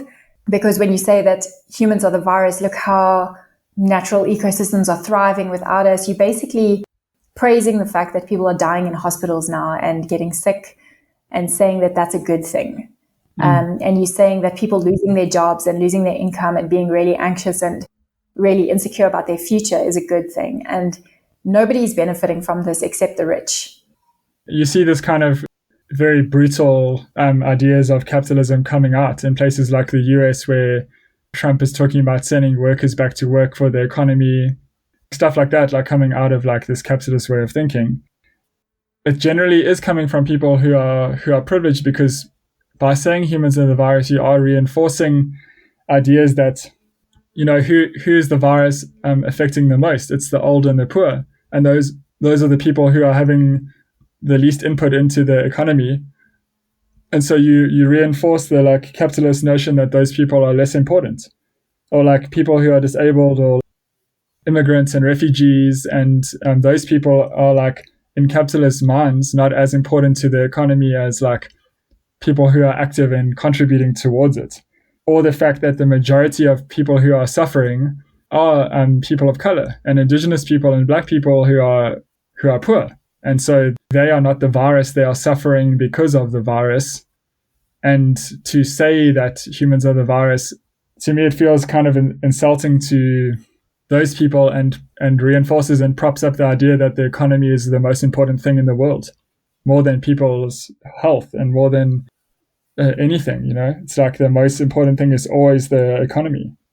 Yeah, and it's ironic as well that you mentioned like, contribution to the economy and stuff, where I think what we're also seeing very overtly now is that the people who are kind of devalued as people who are not really contributing much to the economy because they're like low wage earners or unemployed or whatever, a lot of those people are the people who are actually propping up the economy and actually keeping things going when everything is a wreck now. The grocery store workers, healthcare workers, things like that. And, those are the people who are often seen as non-essential people who are just replaceable. And right now we are saying that they are the most essential.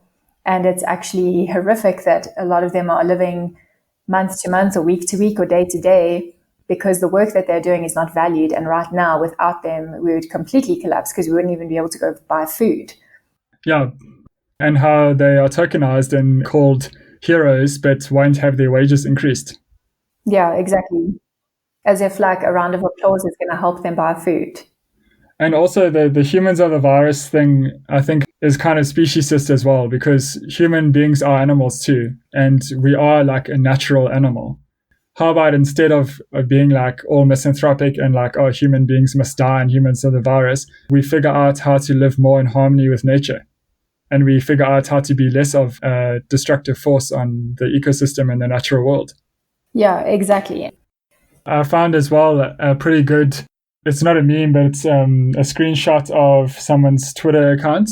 And I think their name is Rachel Bloom and their handle is @Groby, like GROBY on Twitter.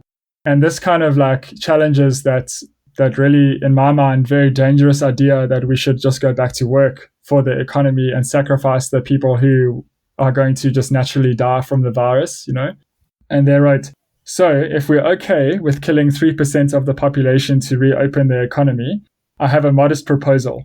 We could just kill everybody on the Forbes billionaires list. Way less dead, only 3,000 or so. And the $7.8 trillion we take from them would allow excellent medical care. No, that's immoral. I thought so too, but you were the one who suggested 9 million people dead to reopen the economy would be fine. My proposal reduces that to 1/3,000th and restarts the economy with a giant bang, an almost 50% increase in the GDP. Still immoral? One doesn't just go around killing people to add more money to the GDP? That's what I'm saying too. Glad we can agree. Brilliantly put. I mean, I'm not going to say that I would disagree with that proposal. Yeah, well, I mean, is it even moral that there is such a thing as a billionaire while someone else doesn't have food, So yeah, it's completely unethical. And yet we're the billionaires now, hanging out. They're donating 1% of their income. Anyway. Yeah. Then I also just wanted to mention as well, we mentioned briefly in the last episode about how we obviously don't know yet how much of an impact this virus will have long term. And I find it kind of concerning that people are still making those comparisons in terms of like, oh, it's basically the same as flu and it's not a big deal. And kind of making these really ableist comments like, oh, it's only immunocompromised and older people who will be affected. That's really like shitty and ableist to say that because you're basically saying that those lives don't matter. When what we should be saying, and I think we kind of alluded to this in the last episode, is that that's more reason for us to be responsible right now and to be ultra careful because it is the people who are already vulnerable who are at most risk. So for any of us who are like healthy and not likely to get severely affected if we were to contract the virus, we should be the ones taking on the responsibility of helping out elderly people or people who are immunocompromised to like do their shopping or things like that and to be extra careful about spreading the virus because we're not the ones who are going to be affected as much as the people who are vulnerable. And I think people are still spinning it the other way and saying, oh, but it's such a small percentage, so it's fine, and it's not fine. It's more reason for us to be careful. And I think that one thing that this has made me realize in terms of like ableism and privilege is that I have previously, I've realized, been pretty selfish and kind of ableist in even dealing with things like flu, because the comparison to flu is still pretty valid in the sense that there are thousands of people every single year that die from the flu, and yet nobody takes it seriously. And of course, this is a completely different situation because it's a pandemic. The whole world has been flipped upside down so rapidly, and there's no vaccine yet and all of that. So of course, it's a completely different situation. But the fact of the matter is we already have flu treatments and we have that situation semi under control, but yet there are still thousands of people dying every year. And I've realized that even my own thinking about that has been pretty problematic because I have never got a flu vaccine. And I've always thought, well, I never get sick, so why should I? And I'm realizing now the problem with that thinking and realizing it doesn't matter that I don't get sick, because if I get the flu and I give it to someone else who is immunocompromised or elderly or whatever, they could die. And there are thousands of people dying every year from flu. So it's just a little side note that I wanted to make, that I think we can sometimes act in pretty like ableist and selfish ways without realizing it. And I think, again, this speaks to the problems with capitalism and how capitalism tells you, you'll be rewarded if you power through and go to work, even if you have flu, and just, what a champ, you haven't taken a sick day and you met those deadlines and you were great. And you might get flu and be fine and be able to power through and go to work and meet your deadlines and all of that stuff. But what happens when you like cough and spread germs and one of your colleagues gets flu and then passes it to their elderly or sickly relative, and that person dies? And it's never going to be like pinned on you, but it's selfish essentially to not take that seriously and to not get like a flu vaccine or to just work through it. And I think that's such a harsh reality of capitalism, that capitalism rewards irresponsible behavior. And that's not to say that people going to work when they're sick is irresponsible, because sometimes we don't have a choice because capitalism. But it's just something that it made me think about. And I hope that people, after all of this, question that as well, and question how we are rewarded for behaviors that are actually really harmful to others. Agreed. Yeah, and then I also just wanted to mention how in this situation, obviously there are like emergency relief funds and things like that, but I think it just shows how a lot of what the government says is not possible, or, even saying you can't work from home and now realizing that you actually can. Even things like here in South Africa, government setting up access to clean water in communities that don't have that to improve hygiene. And yeah, that's coming out of crisis funding, but I also think it's ridiculous that that's not seen as a crisis in a day-to-day situation, that people don't have access to clean water. So it just shows that government spending and the losses that are, cited as happening at the moment, there are losses that are happening, yes, but at the same time, money and resources are being shifted because it's needed. So I think this is a time for us to also question, why are we not finding ways to shift those resources anyway to make society better, instead of just like lining certain people's pockets and making excuses for why things can't be done so that people can have a basic, decent living standard. Yeah, exactly. There's always money for military spending or shit like that, but not for feeding people or housing people or making sure people have education or adequate medical care. Yeah, exactly. I find that a really worrying thing that has been happening, especially here in South Africa. I haven't really paid that much attention globally, but is the police brutality that comes with the legally enforced lockdown. And the police and the SANDF, which is the South African National Defence Force, basically the army, totally abusing their power that they have over people, with some like really shocking videos coming out and testimonies of people.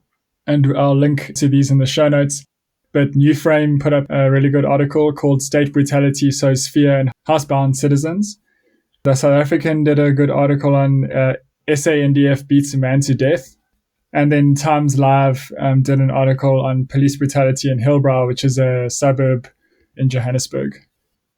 This kind of thing to me is worrying, because it indicates already there's like a move to what feels like the far right in many places in the world. If you look at Johnson in the UK or Trump in America or Bolsonaro in Brazil, and generally right-wing states and nations become police states, like totalitarian police states. And I worry that it's an indication of states taking advantage of a situation in a similar strain of thinking to Naomi Klein's disaster capitalism, to basically enforce police states and then kind of keep them there in the interest of what they're going to say is national security or for the health of people or something like that.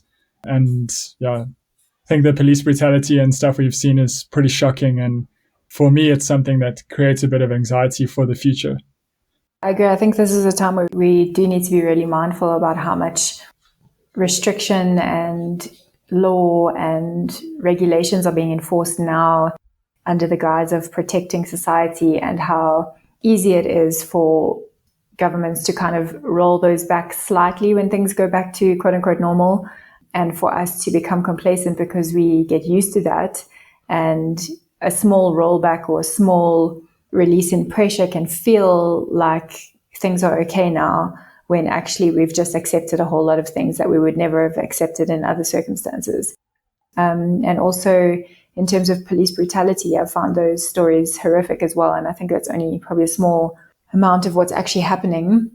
And obviously, police brutality is an ongoing problem anyway in society. But, just the article that took place in Hillbrow, the story that took place in Hillbrow, it was before the enforced lockdown. I think it was when it was just a recommendation.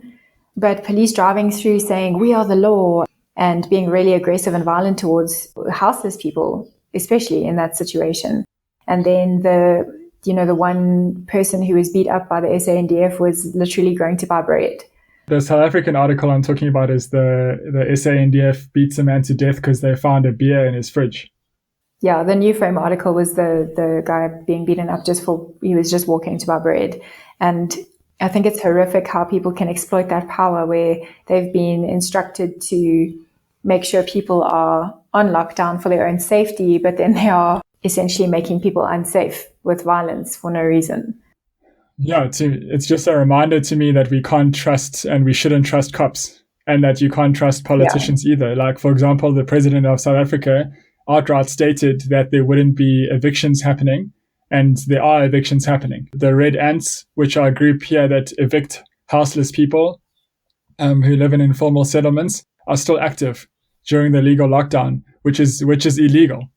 People are loving like how the president panders to the middle class and the people who have some kind of political sway and power, but the Red Ants are evicting people, even when he said they won't. So just to me, it shows can't trust cops, can't trust politicians.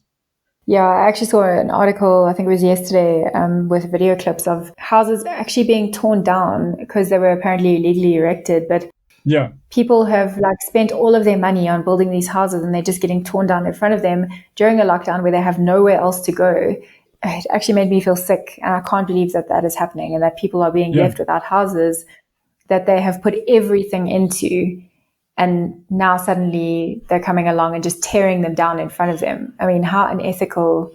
It actually isn't suddenly, because they've been doing that all the time. Like, there's constantly housing evictions happening, and it's actually one of the things that Abahlali Basem Donjo is based on.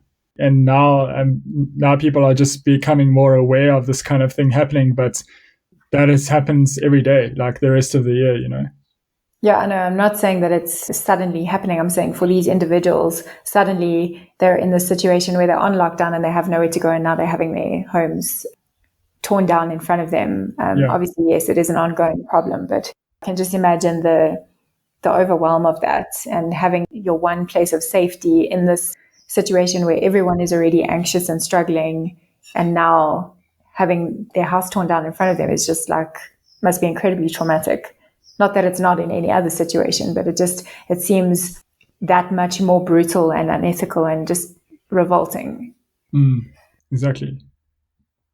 Just to also kind of raise some points about the kind of social implications of what's happening at the moment.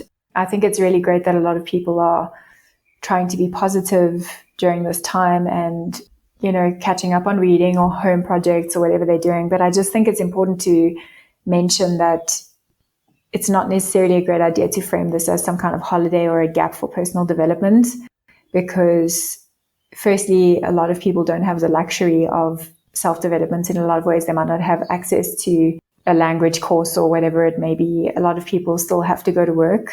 And for a lot of people, it's just about coping and getting through all of these changes. And I think if you can be positive and do something positive in this time, that's great. But I don't think that it should be framed as some kind of holiday to be taken lightly. And I think we have to understand the magnitude of this and the implications for a lot of people and not make light of that in our quest for coping ourselves. Yeah, it comes across as extremely privileged when you talk about how you're going to grow your yoga practice, and we should all do that during the lockdown or something. Not that there's anything wrong with doing any of those things, but just to of course, bear in mind that that's not the case for everyone, and that it's just being careful of like toxic positivity and stuff as well.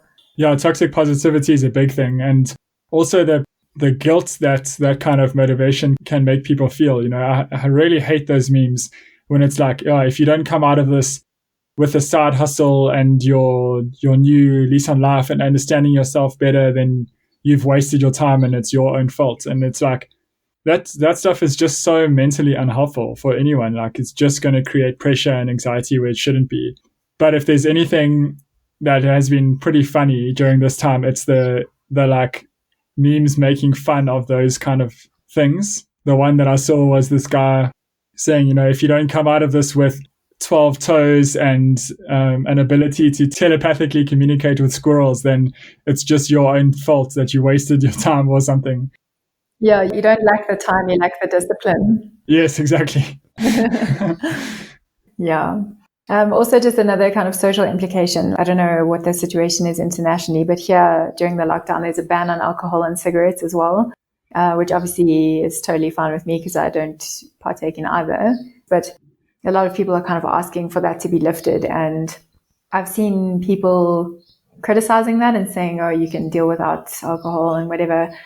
And I think that there's two kind of points of consideration in these situations. You know, a lot of people are in support of the alcohol ban, which in a way I agree with, but I think they're also overlooking situations where people, for example, have addictions, and someone who is very addicted to alcohol could be at like an incredibly increased risk, even of death, if they are just suddenly deprived of alcohol. And it could have a lot of like pretty severe health implications and stuff like that. But then also one thing that kind of concerns me that I feel a lot of people have often overlooked is, you know, when you're talking about lockdown and making the most of your time, and it's kind of like a holiday where you get to be at home and do the things you don't get to do, a lot of people are not considering things like domestic violence and how really terrifying it is that a lot of victims of domestic violence are now trapped with their abuser for an extended period of time. And, you know, at times alcohol there will also come into play, even if there's no access now. You know, if people are not really knowing what to do with their time and they have alcohol at home and they're drinking more and being in close proximity with people 24/7, I think that's just something to be mindful of, and to be, if you know someone in that situation, to just make sure that you up your support for them and to make sure that they're okay, because I think a lot of people overlook that. It might be nice for you to be at home and improve your yoga practice, but for someone else, it means that they're trapped 24/7 with their abuser. So I think that's just something to keep in mind as well, and that I think is a possible negative social implication of this whole thing.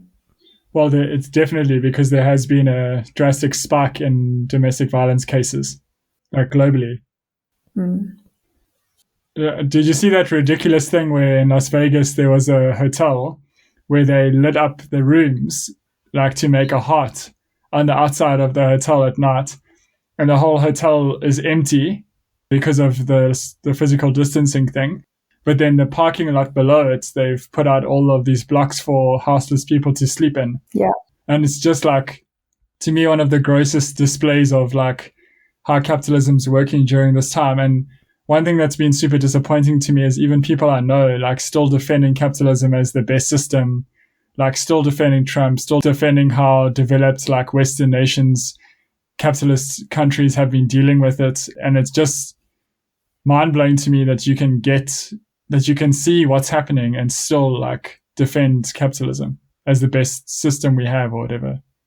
Yeah, and that example of Las Vegas, I mean, it was absolutely sickening to see, but it just shows you how entrenched these like oppressive ways of thinking are in people, and how rife inequality is. That someone signed off on that and said this would be a good idea to send out good positive vibes by creating a heart with the room lights while there are houseless people sleeping on the floor in front of us. Like, how did nobody realize how insensitive and gross that is? It baffles me. Yeah. I don't know. I don't understand. And the thing is, even though there are these very obvious examples of how capitalism is failing and how gross people are, in just completely overlooking inequality and oppression right now, we have this handful of like billionaires that you spoke about who for the most part, are not really going to help much. And even those who do, they're only ever going to help as far as it can still benefit them and without showing what is possible in a different system. So I don't think in any fathomable reality right now, any of these billionaires are really going to put themselves out enough to show, hey, the system that we've created is really disgustingly oppressive. They'll basically help to the point where they can still retract that help later on and say, look how we came to the rescue, look how we saved everyone, but now let's go back to normal. We earned this position in society that we have because look how we helped everyone. But they're never gonna help to the point where people see that actually the whole system is flawed. And they're only going to do things that will uphold the system as it is and uphold the status quo because they have an interest in preserving that. Yeah, well, a classic example is how little billionaires helped during the fires are helping now, but they were willing to donate millions of dollars to the Notre Dame church that burnt. Yeah, exactly. Yeah, so it's all, there's a lot of really depressing and anxiety-inducing things about this situation, and I don't want to be toxically positive, but do you think that there are any kind of potential positives that have come out of this? For example, I would think maybe people getting closer to family and friends, or people discovering ideas like mutual aid and taking care of each other, maybe not constantly distracting ourselves with entertainment and stuff. Although, I mean, people are still doing that really to entertain yourselves, but, you know, seeing what's more important in life, what are the essential things and can be stripped down. Possibly not just the working class, but everyone developing more of an awareness of class consciousness. And then, like we've been speaking about now, I think it's really actually a good thing that people are developing like a strong criticism and mistrust of the state, of police, of capitalism, and of billionaires and elites and the usefulness that they have for humanity. But I don't know if you think there's been any other positives that you can think of. Yeah, I mean, I agree with all of that. And I think that it's probably forced a lot of people to look at what's important and look at how even things like spending more time with family, even though, you know, not being able to see extended family or friends or whatever, has made people reevaluate how much time and energy they have been giving to like their shitty 9-to-5 jobs and essentially like working their lives away to feed into capitalism. And I hope that this is a moment where people will reevaluate that and kind of develop more courage to stand up to like landlords and employers and things like that and say like, the way we're running things is not how we have to run things, and we don't have to be destroying ourselves and wasting our lives on things that don't matter. So I hope that that's the case. And I think we see like glimmers of that everywhere and people coming together in community and mutual aid and things like that. And that's all amazing. But I just worry that people will revert back to their kind of fearful state of being and, you know, choosing the comfort of being a cog in a machine over thinking in a revolutionary way or thinking about other possibilities that are there and actually having the courage to kind of stand together to make that happen because the billionaires and the elites or whatever have so much money and power and can essentially do whatever they want. And that makes people nervous, even though there is power in numbers in a lot of ways and we could actually force a change after this. So I'm kind of hopeful that that will happen, but also kind of quietly pessimistic as well, knowing how readily people will go back to their comfortable norms, even if those norms are bad for them, because that's just how we are as a species a lot of the time. But I hope that it's at least an opportunity for us to open up discussions, like you say, critiquing capitalism, critiquing the way things are, and to encourage people to be a little bit braver in those choices and how we live our lives. And I also think it's a good opportunity for us to question the impact that we have on the environment and the way that we choose to buy into like consumerist mentalities and the way that we interact with nature. And also, I think a big part is questioning how we treat each other, from strangers that we don't know and we take for granted that are like working in grocery stores, or family and friends that we can sometimes take for granted or whatever, and realize that we could really go a long way in just treating each other better, you know. So yeah, I'm hopeful that those conversations will happen. I'm hopeful that people will become a little bit more community focused and selfless and more caring and kind, essentially. Really good points. A lot of people have brought up what can we do, like as animal rights activists now. And I think it kind of ties into our earlier conversation critiquing the coronavirus confinement challenge by the SAVE movement, that people are pretty amped to still do activism.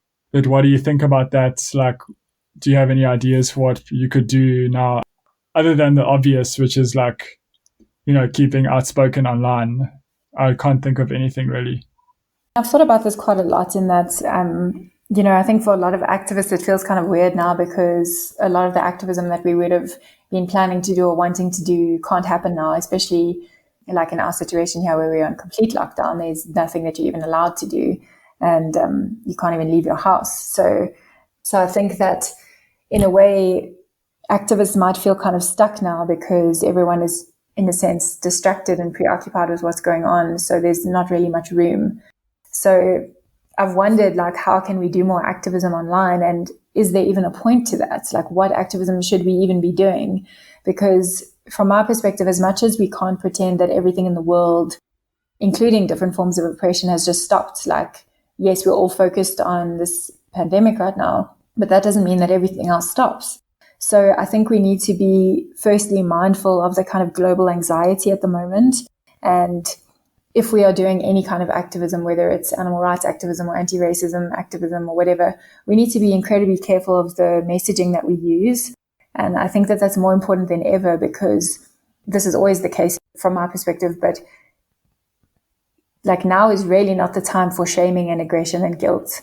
And I think any online activism that we do engage with, if we choose to do that, should be done with that in mind and to be kind of mindful of priorities for people at the moment. At the moment, a lot of people are just trying to get through the day. And I think if we create messaging that belittles the plight of others, then we're doing more harm than good. And I think that if we do activism now, I think a priority for any activist, regardless of what you generally focus on, a priority should be around anti-capitalist education, because that is the issue right now.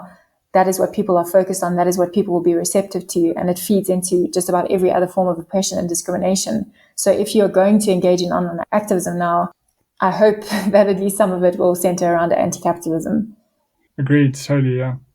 We're not going to achieve animal liberation or total liberation through consumerism.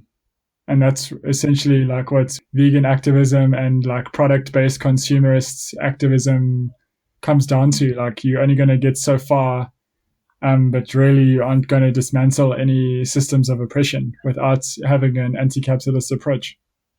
Yeah, but I also think even if you're talking about like animal liberation and you want to, for example, show people footage of what happens in slaughterhouses or whatever, I don't know if people are going to be super receptive to that right now anyway, even if that's generally the kind of activism you do.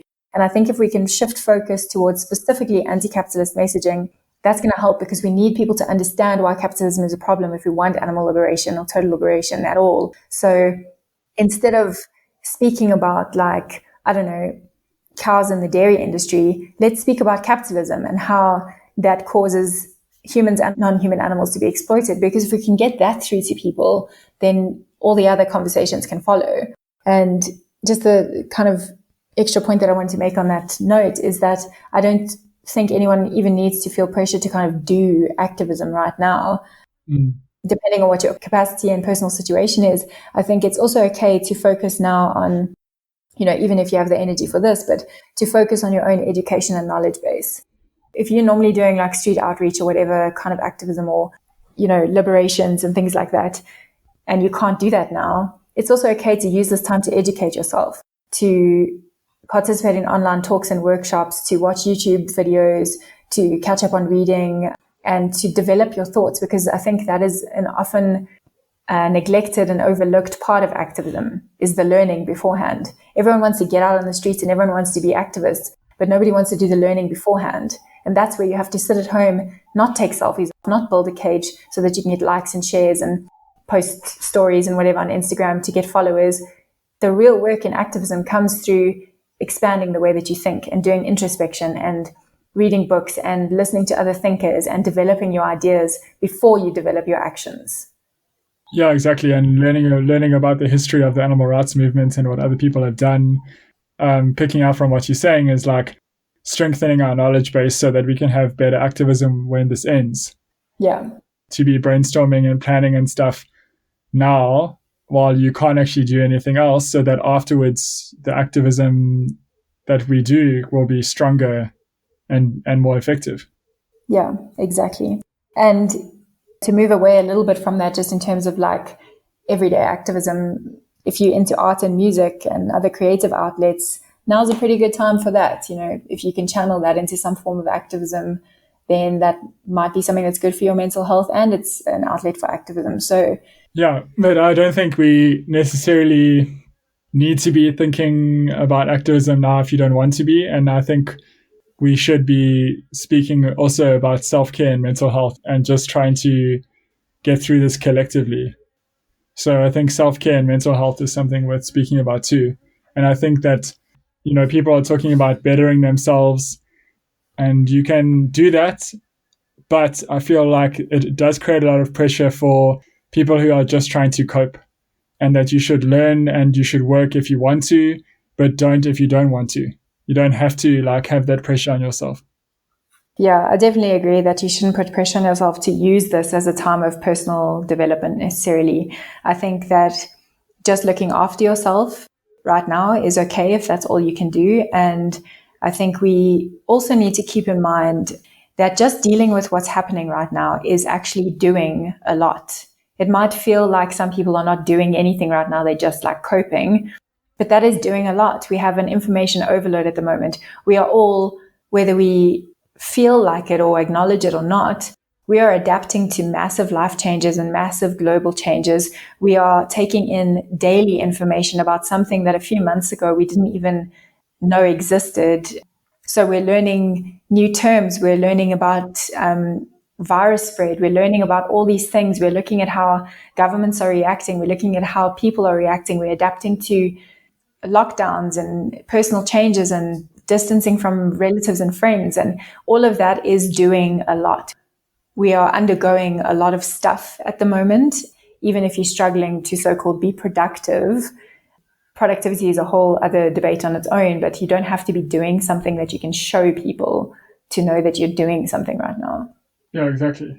I think other ways you can try to take care of your mental health and self-care, and it's the reason actually why I do any physical activity, like running, for example, is not necessarily as much about my physical well-being as my mental health. There's countless studies that show that being physically active helps your mental health. So I think you shouldn't feel pressure to, but if you can be active, I think practicing things like home workouts and running if you can. Like there was that French guy that did a marathon on his 7-meter balcony. I saw yesterday that Ryan Sands and a bunch of other like famous trail runner people have run 160 Ks, like 100-mile runs in the like 100-meter loop of their house. So like people are doing a lot of stuff, and I think staying active if you can is also another good practice to have.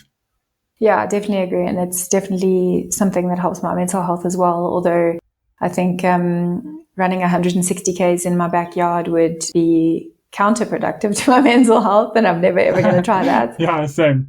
But things like yoga, if you are able to, even just stretches and stuff, or a YouTube yoga channel or whatever, that's good for you. Meditation, we already mentioned, using Insight Timer, or if you already practice meditation, that's something you can do by yourself as well. Yeah, the home workouts that you mentioned. Honestly, even just 5 minutes of stretching a day can really help a lot if you're stuck indoors. So I definitely agree with that point for sure. Yeah, and then I think working out physically and working out mentally are like very much linked. So try to stay mentally active if possible. Reading, watching documentaries. I'll post a link. Thanks, Brett, for sharing this. That Dave Downs, this like anarchist guy, I don't know exactly what he's a part of, but in the UK, shared, where there's a link with over 1,000 free anarchist films that you can screen. So we'll post a link to that in the show notes. But yeah, I think staying mentally and physically active, if you can, are both things that can only benefit you. Yeah, and I think even things like creativity, again, if you have energy and if it's something that you want to do, painting, drawing, things like that. A lot of people are doing puzzles, which at this point in my life, I don't really see the point of. I would rather like draw something than just rebuild another image. But I mean, I understand why people are drawn to them, but even like Sudoku and stuff like that, cognitive challenge puzzles can be used to kind of keep you mentally sharp. Writing, if that's your thing. Writing is also a really good tool for mental health in terms of, you don't have to have a blog or want to write a book one day to benefit from writing. I think even just journaling and things like that, considering the anxiety that a lot of people are going through now and the changes and whatever, even just 5 minutes of journaling a day can really help a lot. So if that's something that appeals to you, that's also a way to keep yourself kind of mentally healthy and have an outlet for whatever you might be feeling. If you're listening to this and you have any other suggestions for staying like physically or mentally active and healthy, then let us know and we can share that as well. Yeah, I think also limiting your exposure to news and just bad shit in general is a good tactic to not let yourself become too isolated. I mean, obviously everybody's different, but it is important to like keep ties with friends and family. I think like relationship is important. A lot of people are feeling very isolated and alone at the moment. Yeah, and I think it's also important on that note too to remember to check in on friends and family or neighbors or whatever.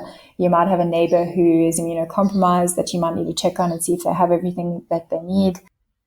But I think an important point that I feel like a lot of people overlook is to check in on friends and family who are always kind of seen as being like strong and don't really say when they're not okay. I think it's important to check in on them as well because things are difficult for most people at the moment. And also when it comes to things like social media and things like that, a lot of people cope and find interaction by like posting a lot and sharing what they're doing. And on the one hand, those people who are doing a lot of posting and sharing, they might really be struggling, which I think is important to acknowledge. But it's also important to think about which friends and family you haven't heard from in a while, or you don't know how they're doing, and to check in on them because chances are they could just be struggling and not knowing how to reach out or not wanting to bug anyone because, everyone's going through a tough time. So I think it's important to remember to check in on them as well and to check in on the people who are not as maybe extroverted or outspoken about how they're feeling or,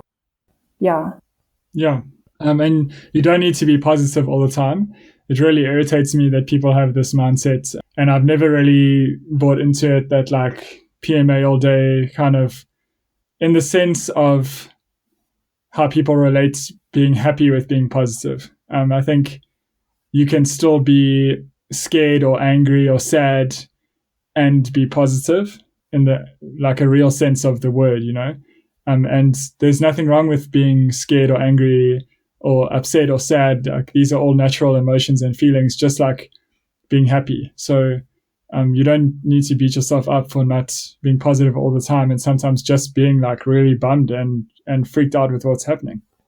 Related to that, I think it's important, kind of alluded to it in checking in on people, but also just to be kind to people in your life because we are all dealing with this stuff in our own way. And some people are going to be happy and bubbly and trying to be positive and develop themselves. And some people are just going to be angry or sad or dealing with different kinds of losses and traumas and stuff at the moment. And I think just being kind to the people in your life, even if you are struggling yourself, but you can see that they are as well, that can just go a long way, regardless of how they're feeling or how they're expressing that, to try and empathize with people and to be kind and acknowledge that we are all different in how we process things and deal with things. And I also wanted to say as well about mental health specifically, to just also for yourself, if you struggle with mental health, if you have the capacity to do this, if not, it's worth maybe asking someone you trust to help you develop this, but to have a mental health plan in place, especially if, for example, you are used to accessing therapy and now suddenly that's been taken away, or you're just struggling at the moment, to have structures in place and people in your life that you trust, that you can count on to call or organizations that are still operational that you can make contact with if you need to. Strategies in place to avoid self-harm if that is a concern for you or someone you care about. Also, maybe writing up a list of coping skills that you've either learned in therapy or that you just know help for yourself. It might be a good idea to just write those down because, if you're having a really difficult day, sometimes it's hard to see those things and to remember the things that help you get through that day. So I would recommend maybe writing down those things. Write down the names of the people who care about you, the people who you can call if you need it. Write down the things that help you to cope so that when you're feeling like you're really not okay, you can look at that list and just pick something on the list to do, whether it's phone a friend or a relative or do a meditation or something. But sometimes it helps to just have that visual trigger of something to do. Like when you don't know what to do, to have a list there and you can choose anything on that list that you feel capable of doing in that moment.